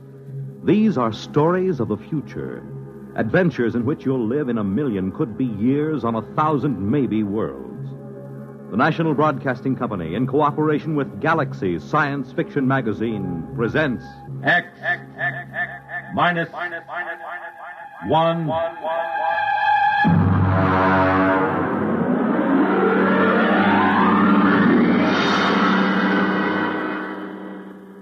Tonight, The Reluctant Heroes by Frank M. Robinson.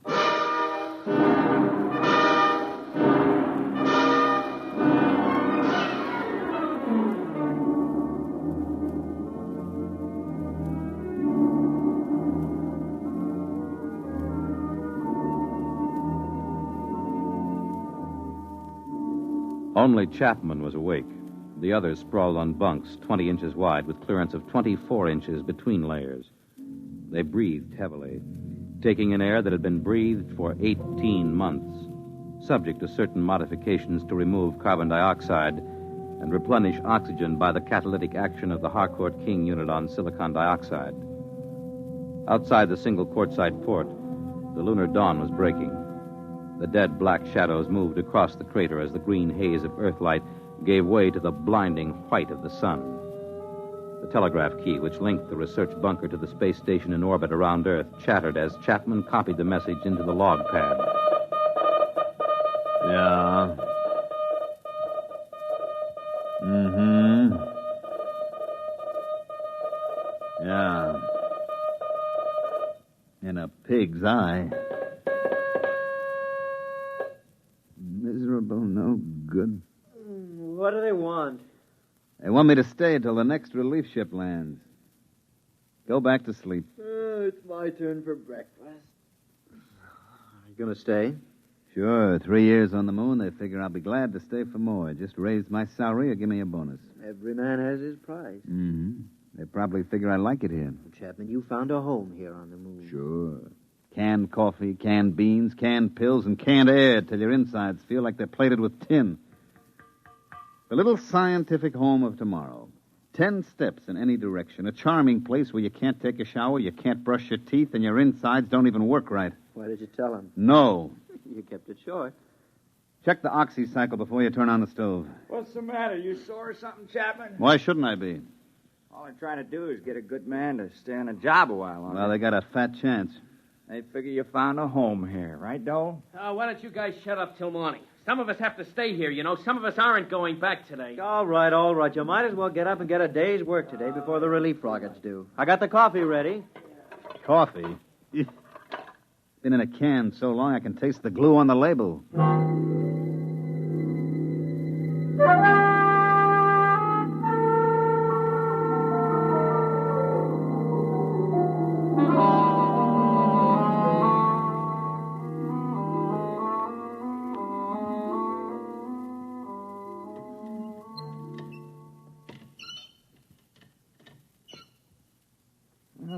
send up an oil can.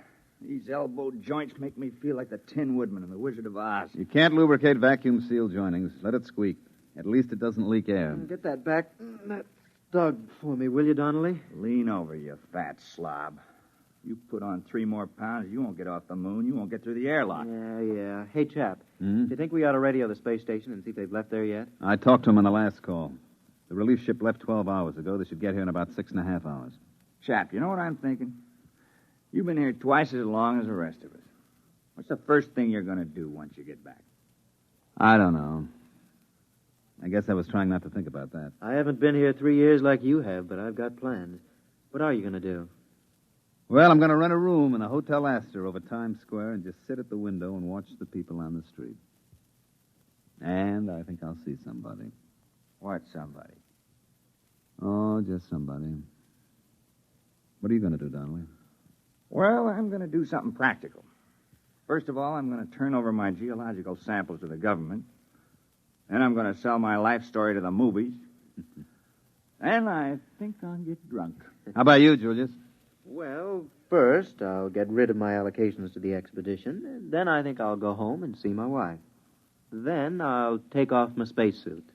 I thought all members of the groups were supposed to be single. They are, and I can see the reasons for it, but who could pass up the money the commission was paying? If I had to do it all over again, me. Hand me a fishbowl. You know, chap, it won't seem like the same old moon without you on it. Like they say in the Army, you never had it so good. You found a home here. All right, button up. And remember to check your suits for leaks and check the valves of your oxygen tanks. I've gone out at least 500 times. You've checked me every time. And I'd check you 500 more. It only takes one mistake. And watch out for blisters under the pumice crust. You go through one of those, and that's it, brother. Okay, I'll check. Klein, I never knew you were married. There wasn't much sense in talking about it. You just get to thinking, and there's nothing you can do about it. If you talk about it, it just makes it worse. She let you go without any fuss, No, she didn't make any fuss. I don't think she'd like to see me go either. At least I hope she didn't. You got a girl back home? Yes. No, you never mentioned that either. For the same reason you didn't mention your wife. You get to thinking about it. You got to get married when you get back? Yeah. Hurry up, will you, Klein? I'm sweating. Somebody ought to build in underarm sprays and spacesuits. Chap, why does somebody have to stay here for stopover? Lots of reasons. You can't get a whole relief crew and let them take over cold. They have to know where things are, how things work, what to watch out for. Then, because you've been here for a year and a half and you know the ropes, you have to watch them to see that they stay alive in spite of themselves. Why was it you on the first trip? You're not a scientist. No, I was the pilot on the first ship. When it occurred to us that someone was going to have to stay over, I volunteered.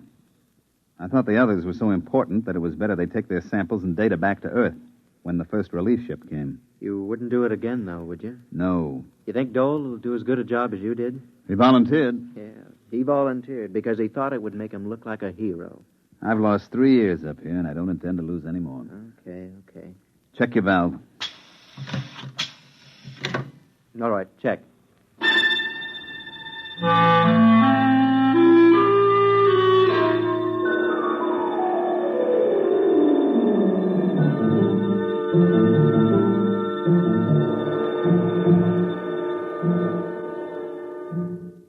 I checked Geiger, CR, oxy, and scintilla readings.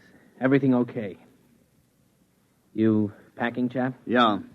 Oh, listen, Dole, I've got 3 or 4 shirts here that are a little too big. I got them from Dreisbach in the first group. You want them? Chap, do you think they'll ever have relief ships up here more often than 18 months? I mean, considering the advance No, I don't. Not for 10 years. Fuel's too expensive and the trip's too hazardous. Why, on freight charges alone, you're worth your weight in platinum when they send you up here. Won't be so bad. There'll be new men up here. You'll pass a lot of time just getting to know them. Yeah. Listen, chap, I'm engaged back home, you know. Nice girl. You'd like her if you knew her. Here, let me show you. This is a picture of Alice taken at a picnic when we were together. Mm-hmm. See, it's a kind of bad angle because she's really got a better figure than that. But, well, we expected to get married when I got back. I never told her about stopover. She thinks I'll be home tomorrow. I kept thinking that somehow You want to trade places with me, don't you? You thought I might stay for stopover again in your place. Well, chap, I know you want to go home, but I couldn't ask any of the others. You're the only one who was qualified. Look, you know my father's pretty well fixed. Chap, we could make it worth your while. It would mean 18 more months, but they'd be well-paid months. Forget it, Dole.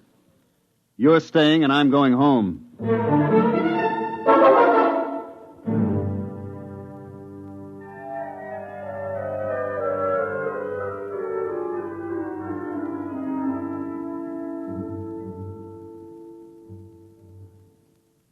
Klein. Hey, Klein. Yo. Where are you? About 10 yards off the trail. Well, come out of the shadow. I've got a meter jammed over here. You know the regulations. Chapman will kick like a steer. Keep in sight at all times. I'll only be a minute. I've got a short circuit in my instrument. Time for 10-minute check. I've got my hands full. My valves are all right. I know it. You know it. But the book says valve and leak check every 10 minutes. Hey. Come out. What? You see a flash? Where? Past Camel's Hump. There. What is that, Northern Lights? No.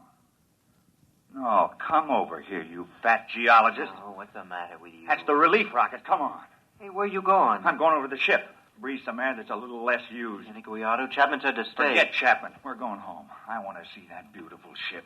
Come on. Well, how about the 10-minute check? Just a formality. Forget it. This is Christmas and 4th of July roll into one. Okay, let's go. I can just taste some clean, fresh air. We gotta see it when we top the hump. Well, maybe we better check. Wait a minute. I'll swing my gauge up. Donnelly. Yeah? How long have we been out? Oh, about a half hour. Yeah? Well, look at your gauge. Well, what do you want? Oh. If we'd started for the rocket, we never would have made it. We would have strangled halfway down the hump. Come on, we better get back to the bunker.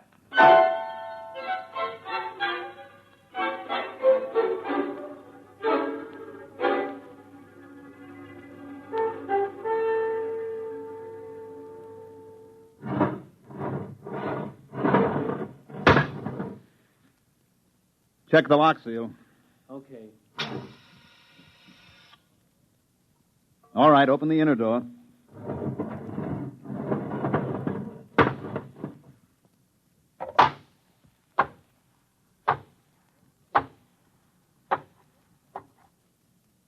Close the lock.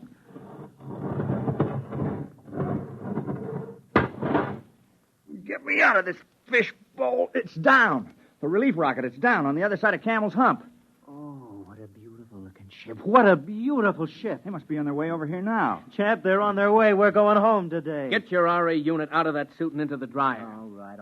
Okay. What's eating you, Dole? Listen, just because the relief rocket lands, it doesn't mean your RA unit is going to dry up by itself. That goes for you, too, Donnelly. Okay. Hey, Chapman. Yeah? He's taking it pretty hard. He volunteered. Yeah, he volunteered. What a beautiful, beautiful ship.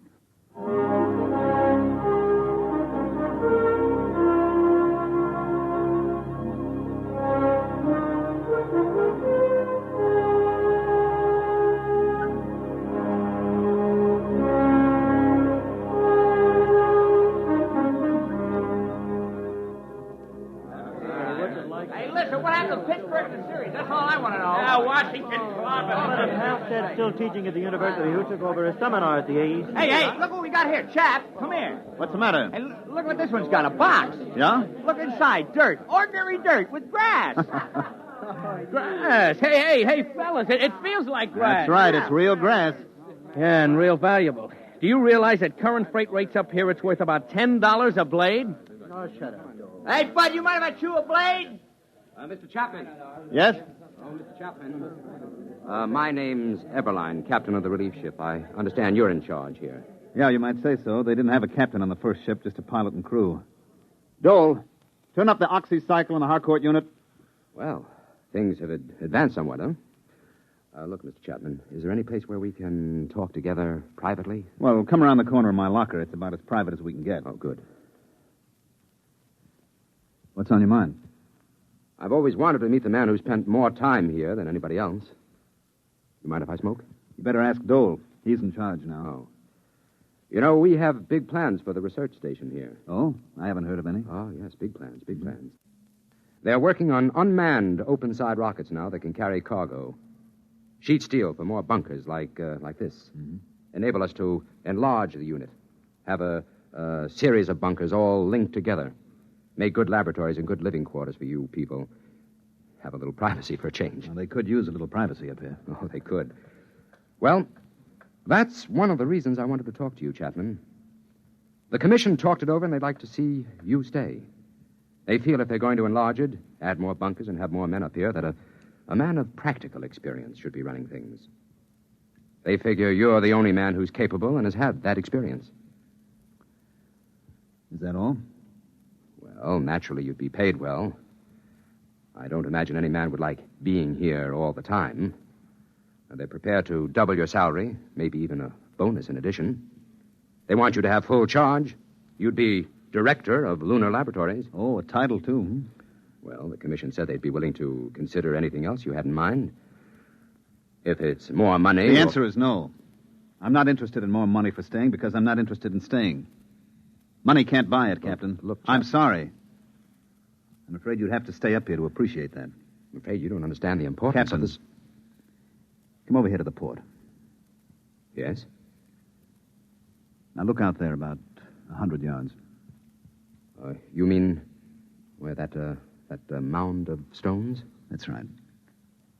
We made that cross out of condensed milk cans slid over iron bars.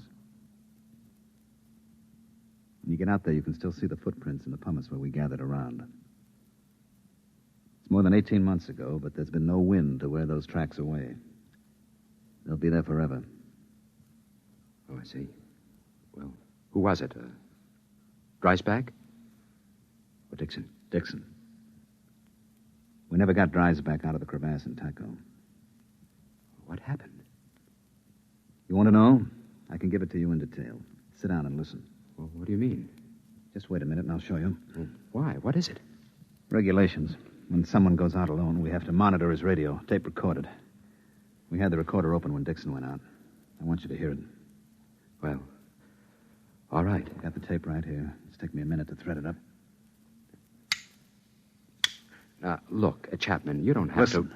I want you to listen.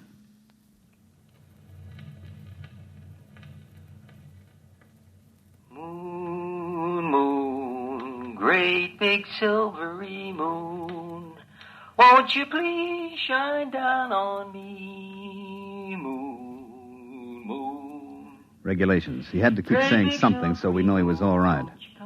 Most of the guys just sing.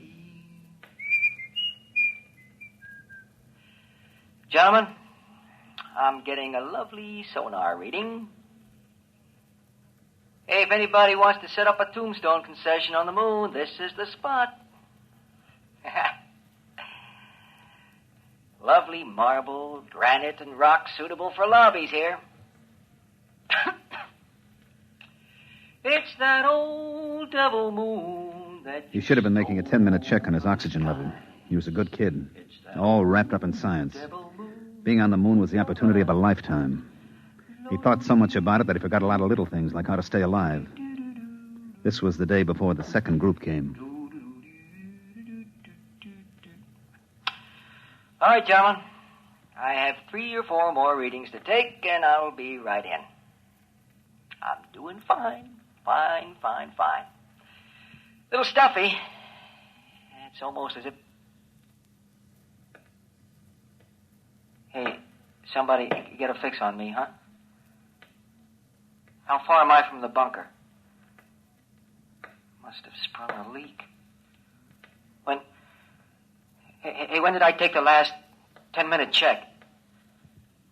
How far am I? It's down to 22. We took a fix. He was a half hour out. I can't He couldn't get the make valve that. Closed. Listen, you gotta come out and get me. You gotta come out and get me. It's down to 22. Is somebody listening back there? Hey, is somebody listening? I figure I've got 10 minutes. Just 10 minutes. Listen, you can make it in 10 minutes. I'll meet you towards Camel's Hump. I'll start now. Come and get me, you hear? Come and get me. Chapman? Are you listening, Chapman? Can you hear me? I'm running. Camel's Hump. Hot. The heat. The RA unit's overloading. Can't dry it up. Gotta run.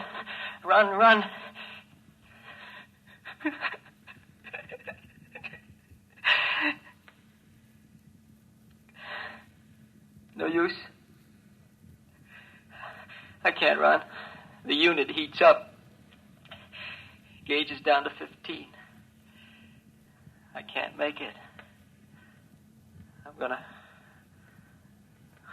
sit down now. You'll find me at number 7 radiation meter, about 10 yards off the trail. I'm gonna sit down. Sit down next to a rock.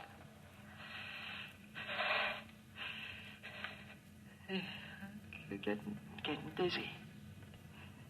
Hey, remember we used to argue? Do you strangle from no oxy or pass out from CO2? Keep tuned to this channel, boys. You'll find out. It's that old devil moon that you... Oh, boy, the Earth's going around and around and around. Chap, you can't get me, can you? We didn't have a chance by even 15 minutes. We didn't even go out. There wasn't any sense to it. Did you record after that? Yeah, it's on the tape, but you don't want to hear it. We've never played it back. That's why we want you to stay, Chapman. We don't want any more like Dixon. You don't get the point, Captain. I don't want to be the next Dixon. I'm going home now. But you're... Bob Dole is staying for stopover. If there's something important about the project or any changes, you better tell him before you go.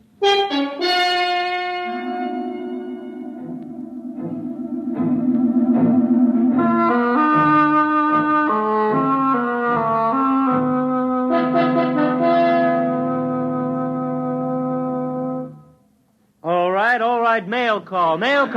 Chap, here's one for you. Donnelly. Yo. Dole. Donnelly. Yo. Klein. Dole. Donnelly. Yeah. Boy, did I miss an opportunity. I could have had a year's subscription to the Ladies' Home Journal combined with the American Farmer, all for half price. All right, men, all right. My departure time is an hour and a half. Hey, my sister had twins. Hey, chap, aren't you going to read your letter? I read it.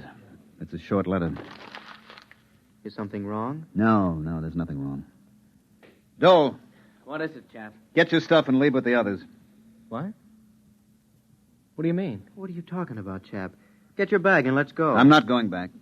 Well, what's the matter with you? Did you suddenly decide you don't like the blue sky and the trees? Come on, let's go. Look, Julius, I'm not going back. I haven't got anything to go back for. Was it the letter? Yeah. Dear Joe, this isn't going to be a nice letter, but I thought it best you should know before you come home. Oh. Isn't very original, is it? 3 years is a long time, and 250,000 miles is a long distance. You know what, Julius? She can look up in the night sky now and tell him how she was once engaged to the man in the moon. That's a real conversation piece, isn't it? Very funny. Go ahead, Dole. Get going. You're doing a much braver thing than you may think, Mr. Chapman. Yeah, sure.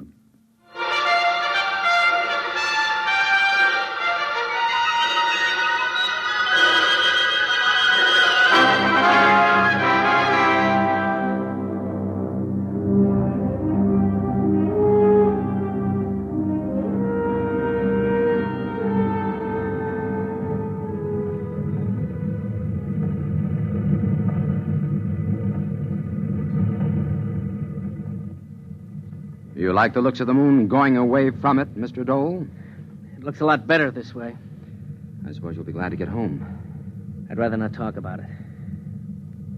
They were kidding Chapman this morning. They said he found a home on the moon. If we'd stayed an hour or so more, he might have changed his mind and left after all. I'd offered him money. I didn't want to stay for stopover. I was a coward, and I offered him money to stay in my place. Well, we're all cowards once in a while. But your offer of money had nothing to do with his staying. He stayed because he had to stay. Because we made him stay. I don't understand. Chapman had a lot to go home for. He was engaged to be married. I know. We got her to write him a letter breaking it off. We knew that it meant that he'd lost one of his main reasons for wanting to go back. I think perhaps he still would have left if we'd stayed and argued him into going. But we left before he could change his mind. That was a lousy thing to do. We had no choice. We didn't use it except as a last resort. I don't know of any girl who would have written such a letter if she was really in love with a guy like Chapman. No matter what your reasons. There was only one girl who would have. Ginny Dixon. You see, Chapman's girl was Dixon's sister. She understood what we were trying to tell her. That the new shift had to be safe. That there had to be someone who had to take over and keep those boys alive. She understood that. Because her brother died up there. You mean he's the only one? I couldn't have done the job? Oh, look, Dole. Chapman knows how to live on the moon. He's like a trapper who spent all his time in the forest. He knows it like the palm of his hand. He never makes mistakes. He never fails to check things. And he isn't a scientist. He would never become so preoccupied with research that he'd fail to make checks, and he can watch out for those who do make mistakes. He understood that, too, all too well. It costs a lot of money to send ships up there and establish a colony. You have to have the best man for the job. You get them even if they don't want to do it. Personal lives and viewpoints are expendable. It's got to be that way. There's too much at stake. It's a cold place, the moon. You're an odd bunch of guys. You and the others in the groups. Few of you, Dole, come up for the glamour. I know. None of you really like it. And none of you are enthusiastic about it. You're all reluctant to come in the first place, for the most part. You're a bunch of pretty reluctant heroes. 18 months. He'll be up there 18 more months. Personally, I don't feel happy about that. I don't like having to mess up other people's lives. I hope I won't have to again. Maybe somehow, some way, this one can be patched up. We'll try to. 18 months. In the meantime, on behalf of the Commission and myself, I feel like a cheap, rotten heel.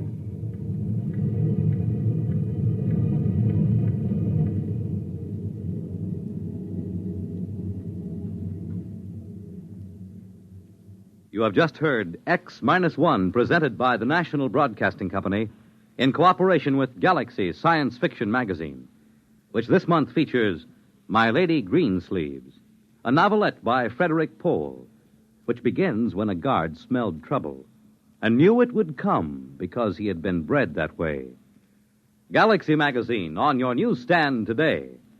Tonight, by transcription, X-1 has brought to you The Reluctant Heroes, a story from the pages of Galaxy written by Frank M. Robinson and adapted for radio by Ernest Kenoy.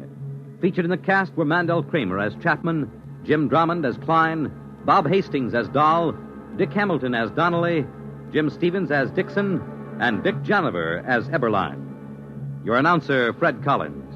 X-1 was directed by Daniel Sutter and is an NBC Radio Network production.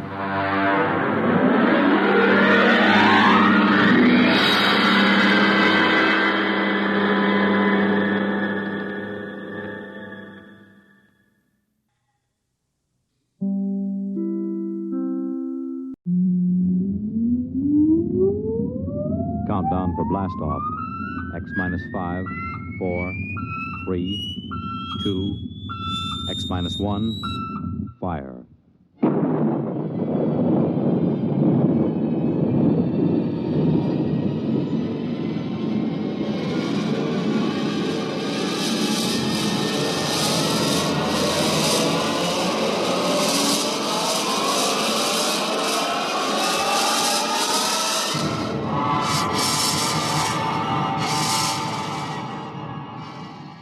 From the far horizons of the unknown come transcribed tales of new dimensions in time and space.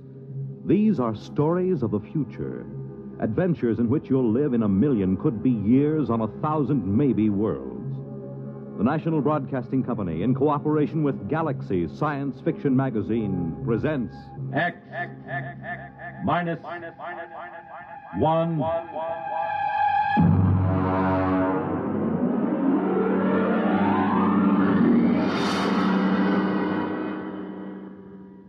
Tonight, The Girls from Earth by Frank M. Robinson.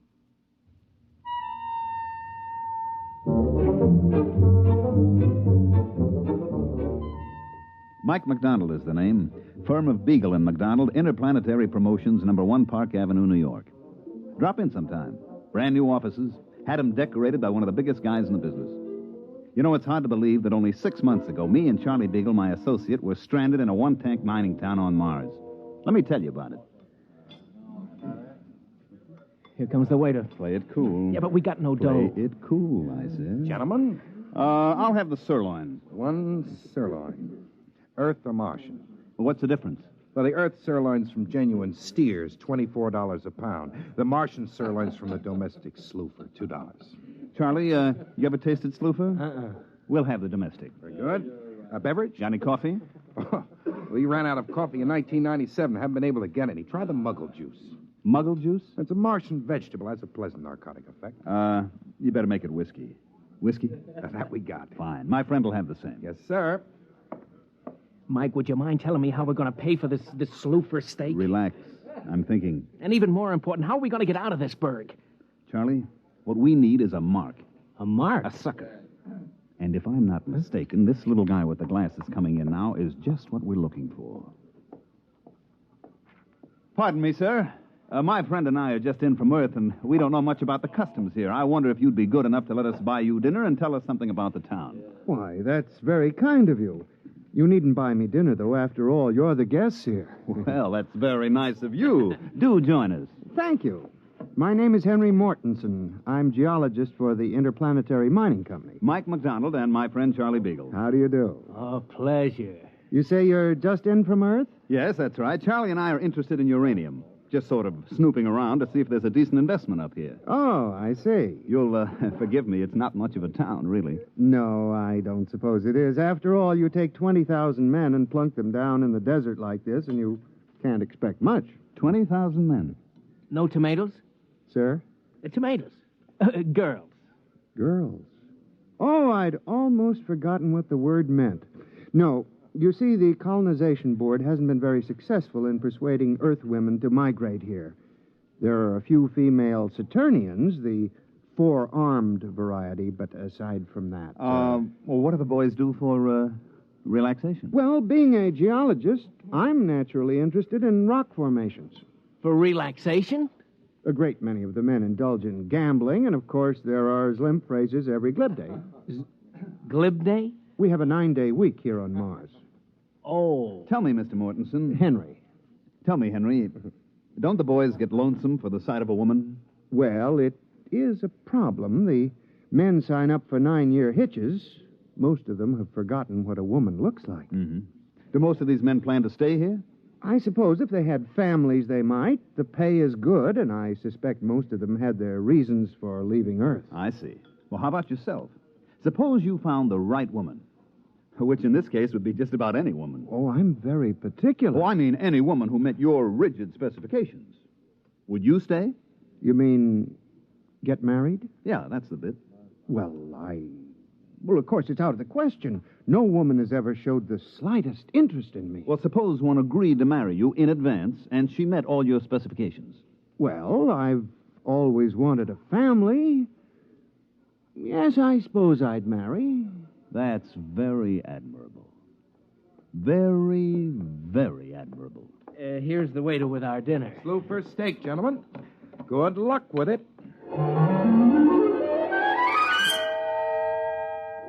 Henry picked up the tab, and we got a rough idea how much cash these guys on Mars pack around with them. Enough to choke a galactic telescope is about all. We thanked the little guy and sat around until he left. Then I went to work. Okay, what do we do now? Charlie. We get to work. What work? Oh, card game, maybe? Listen, these guys been playing cards for 15 years now. We wouldn't have a prayer. I got an idea. So give. You still got that Earth magazine, the one with the Hollywood starlet on the cover? Yeah, in my suitcase. Good, I want it. What for? To make our poster advertisement. That's what's for. Poster? Look, Charlie, just picture this. A big poster with that starlet on it, twice as big as life. And underneath, this slogan, I'm coming from Earth to you. Huh? Then down in the corner, just this little notice. Applications will be accepted at Beagle and McDonald Agency. Oh, it's great. But what is it? What is it? Just the most colossal promotion scheme ever devised by man, that's all. But what are you promoting? The easiest thing in the world to promote. And the hardest. Marriage. Marriage? Look at it this way, Charlie boy. Here on Mars, we have 20,000 strong Earthmen with but a single thought. Dames. Exactly. And on Earth, we have 20 million single dames with but a thought. Husbands. So? Oh, how you going to do it? All right, now we get this poster made. We put it up. We take applications. $100 a head plus the cost of transportation. We get the $100. Then we leave. But first we deliver the girl. Oh, it's a natural. A natural. Charlie, it's colossal. What's 20,000 times 100? $2 million. Wow, that's our profit. Wait a minute. What? How are we going to line up 20,000 girls and convince them to come up to this desert? I'm working on that. Come on, we got to find a printer to make our poster. What do we use for dough? You huck your watch. Come on, let's go.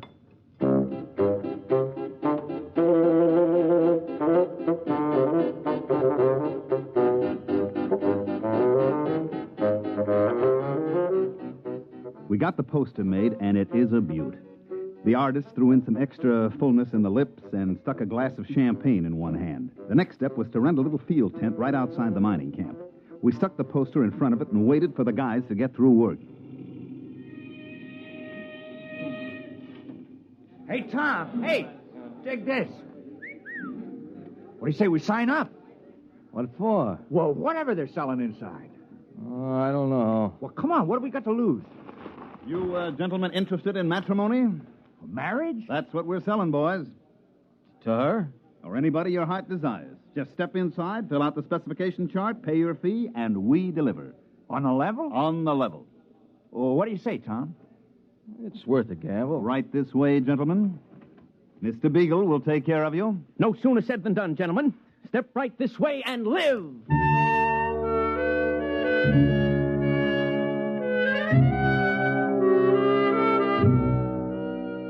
At the end of the first day, we had deposits amounting to about $15,000.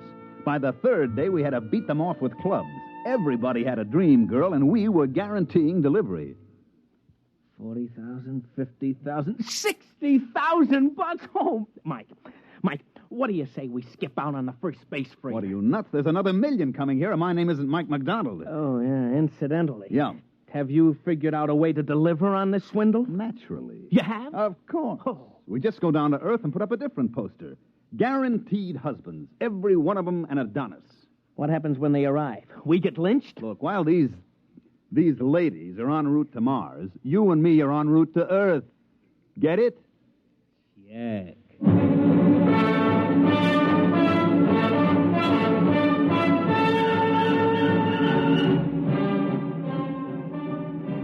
I radio phoned a friend of mine down on Earth and had him place an ad in the New York papers the next day, complete with a picture of a handsome Martian uranium miner and a caption that read, "Husbands are waiting on Mars." When the next space liner rolled in, it brought the list of lady applicants from Earth, complete with photographs and background. Here's the first batch, Charlie. Let's look them over. Yeah, right. Let's see now. Ooh. Maybe the next one will be a little better. How is it? Let's see the next one. Lola Carroll, age 29.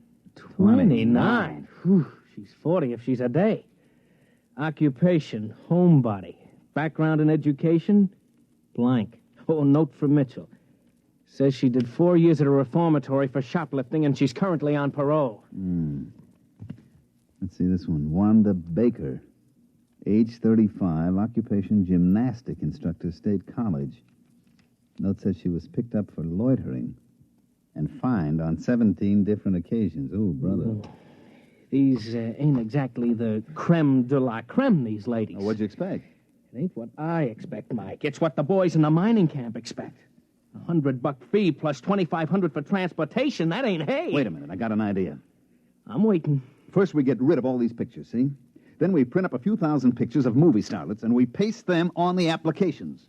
We make a few changes in the statistics, such as age and so on, and we're back in business. You know, Mike, I used to think you were about as crooked as a one-armed bandit, but I don't think it anymore. I know it.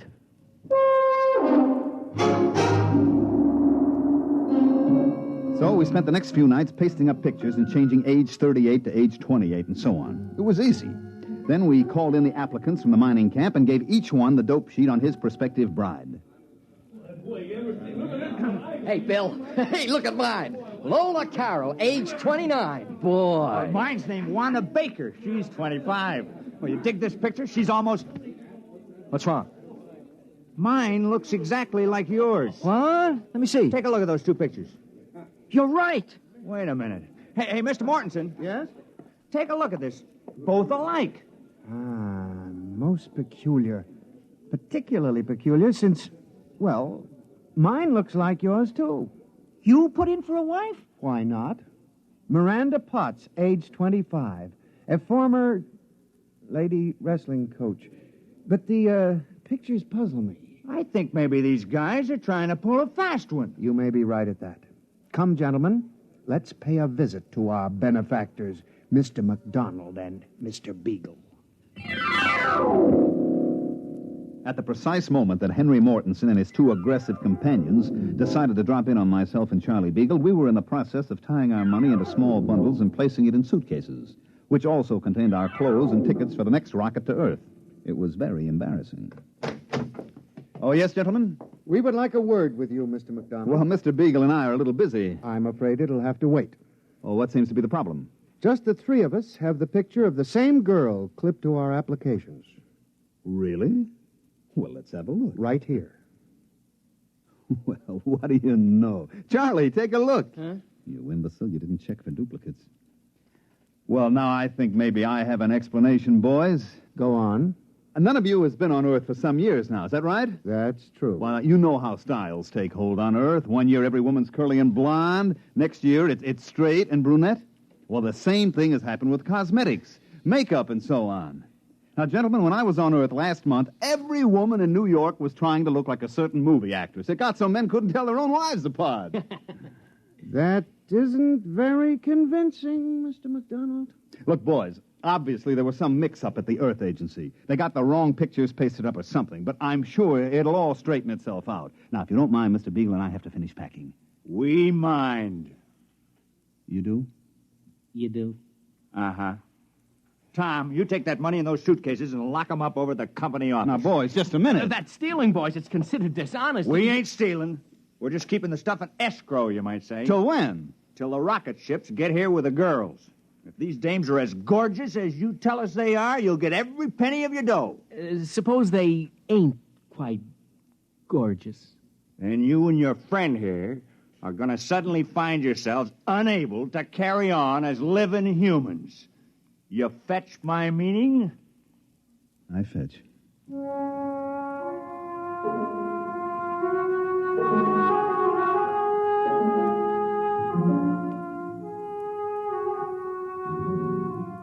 Well, this caused a small dilemma in me and my partner, Beagle. The problem was easy to state. We had sold these guys on the idea that they were engaged to be wedded to an assortment of lovely, desirable, attractive young girls from Earth. The contingent from Earth, on the other hand, was made up mainly of frustrated, lonely women and a goodly portion of female criminal types. The problem was how to convince these boys that they were not getting cheated. That's enough, Charlie. Now, the problem is how to convince everybody that he ain't getting cheated, right? Oh, you're a master of summing up a problem. Now how about solving it? Just give me some time. Look, the rocket fleet from Earth arrives here tomorrow morning at 9 o'clock. 20,000 very strong miners will be assembled at the rocket port waiting. True. So? Pour me a little more of that muggle juice. No. Muggle juice. We could get them all drunk on muggle juice, mass hypnotize them. I'm dreaming. So what do we do? I could make a speech, appeal to their better selves, say these poor, unfortunate women need love and affection, something they've never had. Uh-huh. How about makeup? Maybe we could hire a cosmetic man to make him up to look like the pictures. Sure. Or we could say that it's all a big mistake. We got the wrong shipment. Or we could kill ourselves. No need for that, Charlie. That's going to be done for us. Yeah, that's what I figure. Well, it's been a short life and a merry one. Drink up, Charlie. For tomorrow we die.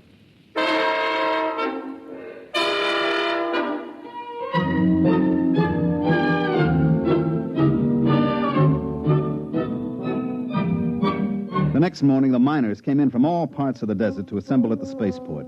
It was quite a sight. They'd all shaved and spruced up for the occasion, and some of them looked downright handsome. And every one of them had a package wrapped with ribbon for his prospective bride. Tom! Hey, Tom, over here! Hi. Some excitement, huh? I'm sweating like a schoolboy on his first date. Why, see, you got a present, too. Yeah, they were selling some of that cologne water. Hanley's number 4. Well, I got the same thing. Boy, this whole planet is going to smell like Hanley's number 4. Is my tie on straight? It's been 8 years since I tied a tie. Yeah, it's pretty good. Boy, everybody is nervous as a cat. You know, I took a look at myself in the mirror this morning. It was quite an experience. I just stood there looking. And then I said to myself, Bill, you're a slob. You couldn't get a girl on Earth. And if you're lucky, maybe the one who's coming today won't go back on the first ship. I was thinking the same thing. You suppose they'll be as glamorous as those two crooks told us? You know what? I hope not. I just wouldn't feel right bringing a real cultured, glamorous creature to that tar paper shack over near mine number 6. I was thinking the same thing. Hey, there's Mortensen. Boy, he looks like he's going to the radiation chamber. Good morning, gentlemen. Hi. Well, it shouldn't be long now. We ought to sight the first ship any minute. Fella down at number 3 mine was trying to get out of it. He was so sure his girl'd be disappointed. Well, maybe they won't expect so much. Oh, here it comes! Here it comes! Attention, all men waiting to receive wives. The Earth-Mars convoy, Operation Big Date, is approaching the landing area. Please stand behind the fire screen until the ships are all landed. And good luck.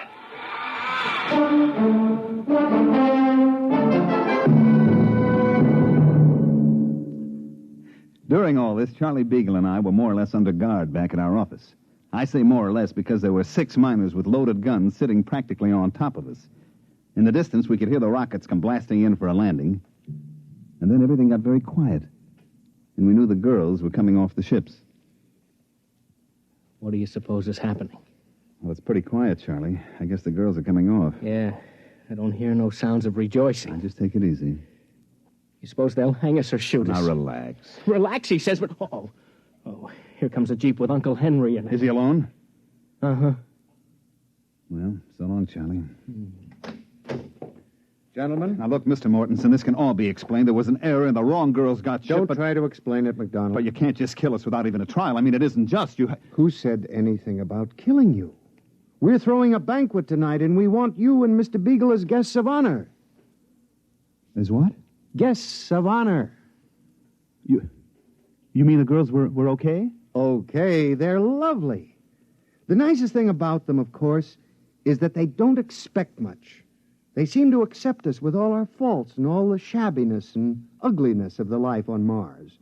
There isn't a one of them who turned up her nose at the place. They seem thankful just to be here. And the guys, they all feel okay about it? Okay, they're like a bunch of kids. There isn't a one of them who wasn't scared breathless that he'd have some sophisticated glamour girl on his hands. No, sir. These are down-to-earth women who had it tough on Earth, and they figure to find some happiness here if it's humanly possible. Yeah, but how did the boys like the way they shape up? Charlie. I mean... There might be some that seemed a little older than the applications. You know how clerical errors can be made. Well, gentlemen, when you've been living on Mars for 15 years without having seen even a single Earth woman, you kind of lose the standards that Hollywood sets for us. As far as I and the other men are concerned, they're gorgeous.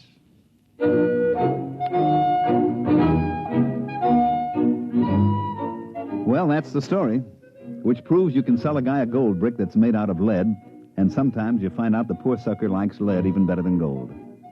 Charlie Beagle and myself made a small fortune on the deal, like I said before. I made a trip back to Mars last month just to satisfy my curiosity. And you know what? I never saw a happier bunch of people in all my life. Hey, by the way, Henry Mortensen and the lady wrestler are having a kid. They're going to call it Mike if it's a boy, and Michelle if it's a girl.